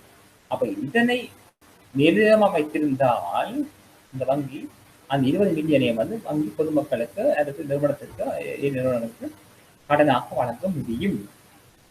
ஆகவே எக்ஸஸ் லிக்விடிட்டி என்பது வங்கியினால் வைத்திருக்கப்பட வேண்டிய நிதியினை விட அல்லது ஒதுக்கினை விட மேலதிகமாக நிதியை வைத்திருந்தால் அதை நான் சொல்றது வந்து மேலதிகமான ஒதுக்கம் சொல்லுவோம், அல்லது மேலதிகமான திரவத்தன்மைன்னு சொல்லுவோம், அல்லது மேலதிகமான அல்லது எக்ஸஸ் லிக்விடிட்டி சொல்லி அழைப்போம்.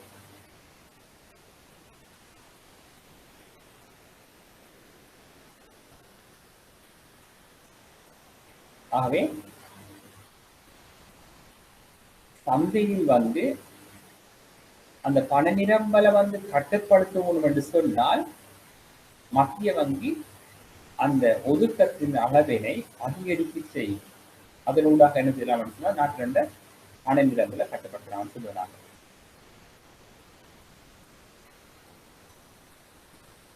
அடுத்த கேட்ட கேள்வி, சிறந்த சந்தை செயற்பாடுகளின் நடைமுறை செயல்முறையில் கரண்ட் சிஸ்டம் கொள்கை வட்டி வீதங்களின் வகிப்பாகம் ரோல் என்ன என்று கேட்டுங்க. அதாவது பகிரங்க சந்தை நடைமுறையில வந்து வட்டி வீதங்களின் வகிப்பாகம் யாதுன்னு கேட்டுங்க.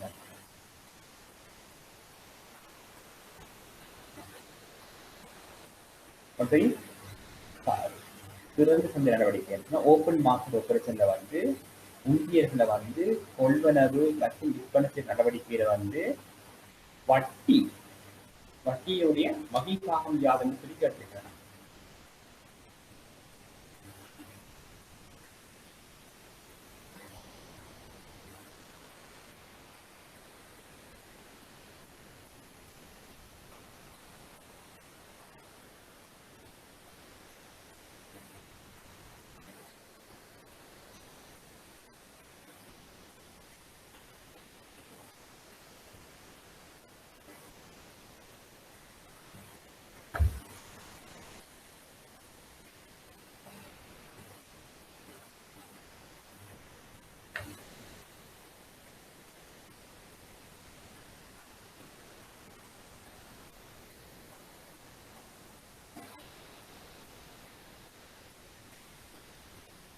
ஆகவே திறன் சந்தை நடவடிக்கை திறன் சந்தை நடவடிக்கையில வந்து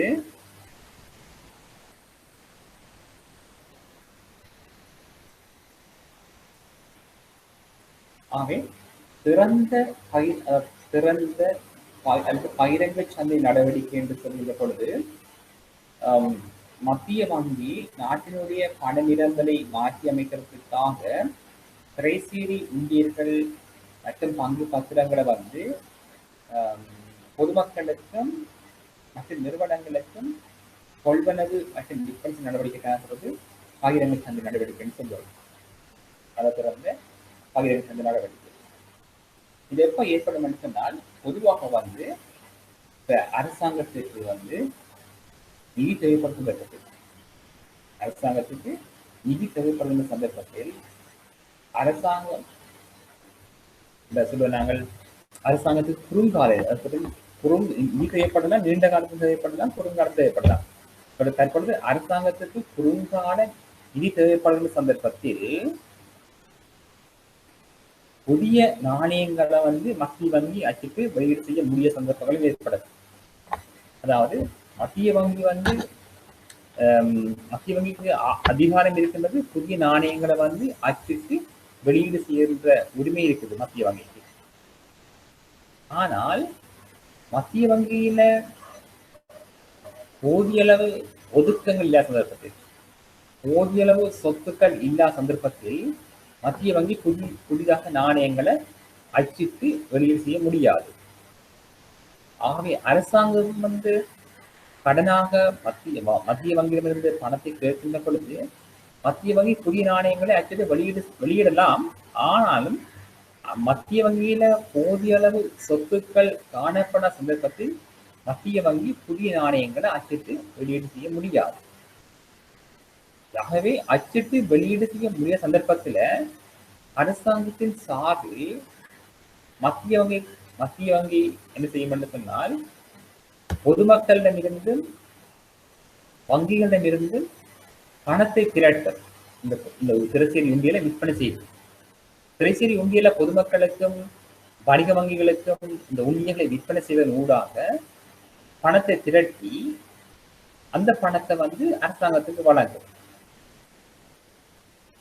ஆகவே இதன் ஊடாக வந்து நாட்டினுடைய புதிய நாணயங்களை அச்சிட்டு வெளியீடு செய்யும் நிலைமையிலிருந்து மத்திய வங்கி தவிர்த்துக் கொள்ளும். மத்திய வங்கி புதிய நாணயங்களை வெளியீடு செய்ய முடியாது, அதாவது வெளியே செய்ய விரும்ப மாட்டார்.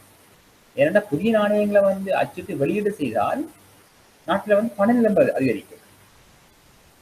எனவே அதற்கு பதிலாக மத்திய வங்கி புதிதாக தாழ் உலக நாணயங்கள் அச்சிடாமல் இருந்து தவிர்ப்பதற்காக அந்த அரசாங்கத்துக்கு வேண்டிய நிதியை வந்து திரைசேரி உண்டியலை விநியோகிப்பதன் ஊடாக அந்த நாணயத்தை பொதுமக்களிடமிருந்து வங்கிகளிடமிருந்து திரட்டி அரசாங்கத்துக்கு கடனாக கொடுக்கும். இதனூடாக புதிய நாணயங்களை வந்து அச்சிடுவதிலிருந்து தப்பித்துக் கொள்ளும் மத்திய வங்கி. ஏனென்று சொன்னால் ஏற்கனவே புதிதாக நாணயங்களை அச்சிட வேண்டும் என்று சொன்னால் அந்த மத்திய வங்கி போதிய அளவு சொத்துக்களை கையில் வச்சிருக்கவான் இருப்பான். சொத்துக்களை வச்சிருப்பான். சொத்துன்னு சொல்றது உள்நாட்டு சொத்துக்கள் இருக்கவான், அதே வெளிநாட்டு சொத்துக்கள் இருக்கவான். அவ்வாறு போதிய அளவு உள்நாட்டு சொத்துக்களும் வெளிநாட்டு சொத்துக்களும் இல்லா சந்தர்ப்பத்தில் அந்த வங்கி புதிதாக நாணயங்களை அச்சிட்டு வெளியீடு செய்ய முடியாது. அவ்வாறு வெளியீடு செய்தால் சொத்துக்கள், அதாவது போதிய அளவு சொத்துக்களை கொண்டிருக்காது, போதிய சொத்துக்கள் வச்சிருக்காமல் புதிய நாணயங்களை அச்சிட்டு வெளியீடு செய்தால் இந்த நாணயத்தினுடைய பெறுமதி வீழ்ச்சி அடையும். இது வந்து வெளிநாடுகள்ல ஏற்பட்டிருக்கிறது. ஆகவே எவ்வளவு நாணயத்தை அந்த மத்திய வங்கி அச்சிட்டு வெளியீடு செய்யணும் என்பது வந்து அந்த மத்திய வங்கியுடைய சொத்து மட்டத்தை தங்கி இருக்கும். ஆகவே நாங்கள் இதுவரையும் பார்த்த விடயங்கள்ல ஏதாவது உங்களுக்கு கேள்விகள் இருக்கும் என்று சொன்னால் நீங்க கேட்கலாம். தொடர்ச்சியாக நாங்கள் அடுத்த வகுப்புல இந்த பேப்பரை பார்க்க வேண்டியிருக்கும். ஆகவே நீங்கள்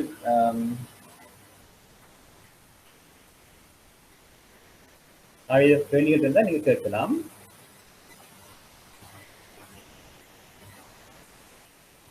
இது 1 நிமிடம் தான் இருக்கிறது. ஆகவே இவ்வளவு சந்தேகங்கள் ஏதாவது கேள்வி இருந்தால் கேட்கலாம்.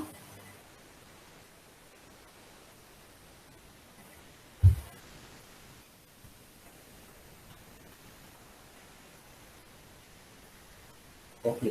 ஆகவே நீங்கள் வந்து அப்ப இந்த விடயத்தை வந்து நீங்கள் பாடமாக்க வேண்டிய அவசியம் இல்லை. நாங்கள் நடைமுறையில நாங்கள் நாங்கள் வாழ்றதே வந்து இந்த சூழலாகவே நாங்கள் இந்த பொருளாதாரம் சார்ந்த சமூகத்துடன் நாங்கள் சேர்ந்து வாழ்றோம். அதை நீங்க நடைமுறையோட தொடர்படுத்தி இந்த விளக்கங்களை விளங்கி வச்சீங்கன்னு சொன்னால் எவ்வாறு கேள்வி கேட்டாலும் அதுக்குரிய மாதிரி இப்படி எழுதக்கூடிய மாதிரி இருக்கும். அடுத்த வகுப்பு நாங்கள் அநேகமாக வந்து நாங்கள் பார்க்க வேண்டிய விடயம் வந்து பொதுவாக எப்படி இருக்குன்னு சொன்னா அந்த யூரோப்பியன் சென்ட்ரல் பேங்க் பார்க்கணும் அநேகமாக இருக்கும். ஏன்னா இந்த பேப்பர்ல வந்து அப்படியான கேள்வி வந்திருக்குது. யூரோப்பியன் சென்ட்ரல் பேங்க் அடுத்தது வந்து ஃபெடரல் ரிசர்வ் சிஸ்டம் வந்திருக்குது, ஜப்பான் ஜப்பான் மற்றது அப்படி அந்த வெளிநாட்டு மத்திய வங்கியுடன் தொடர்புடைய வினாக்கள் அடுத்த வகுப்புல பார்க்க இருக்கிறோம். அது சம்பந்தமா நீங்களும் வாசிச்சுட்டு வாங்க. யூரோ வலயங்கள் மற்றது அப்படியான விடயங்கள் நாம் பார்க்க இருக்கிறோம். ஆகவே வெளிநாட்டு மத்திய வங்கி தொடர்பான விடயங்கள் நாங்கள் அடுத்த வகுப்பில் நாங்கள் பேப்பர்ல வந்த விடயங்களையும் பார்க்க இருக்கிறோம். ஆகவே நீங்கள் அசம்பந்தமாக வாசிச்சுட்டு வாங்குவோம். ஆகவே மீண்டும் சந்திப்போம். அது வரைக்கும் நன்றி கூறி விடைபெற்றுக் கொள்ளுங்கள். நன்றி, வணக்கம். Thank you. God bless you all. Thank you. Thank you. Take care. Stay safe.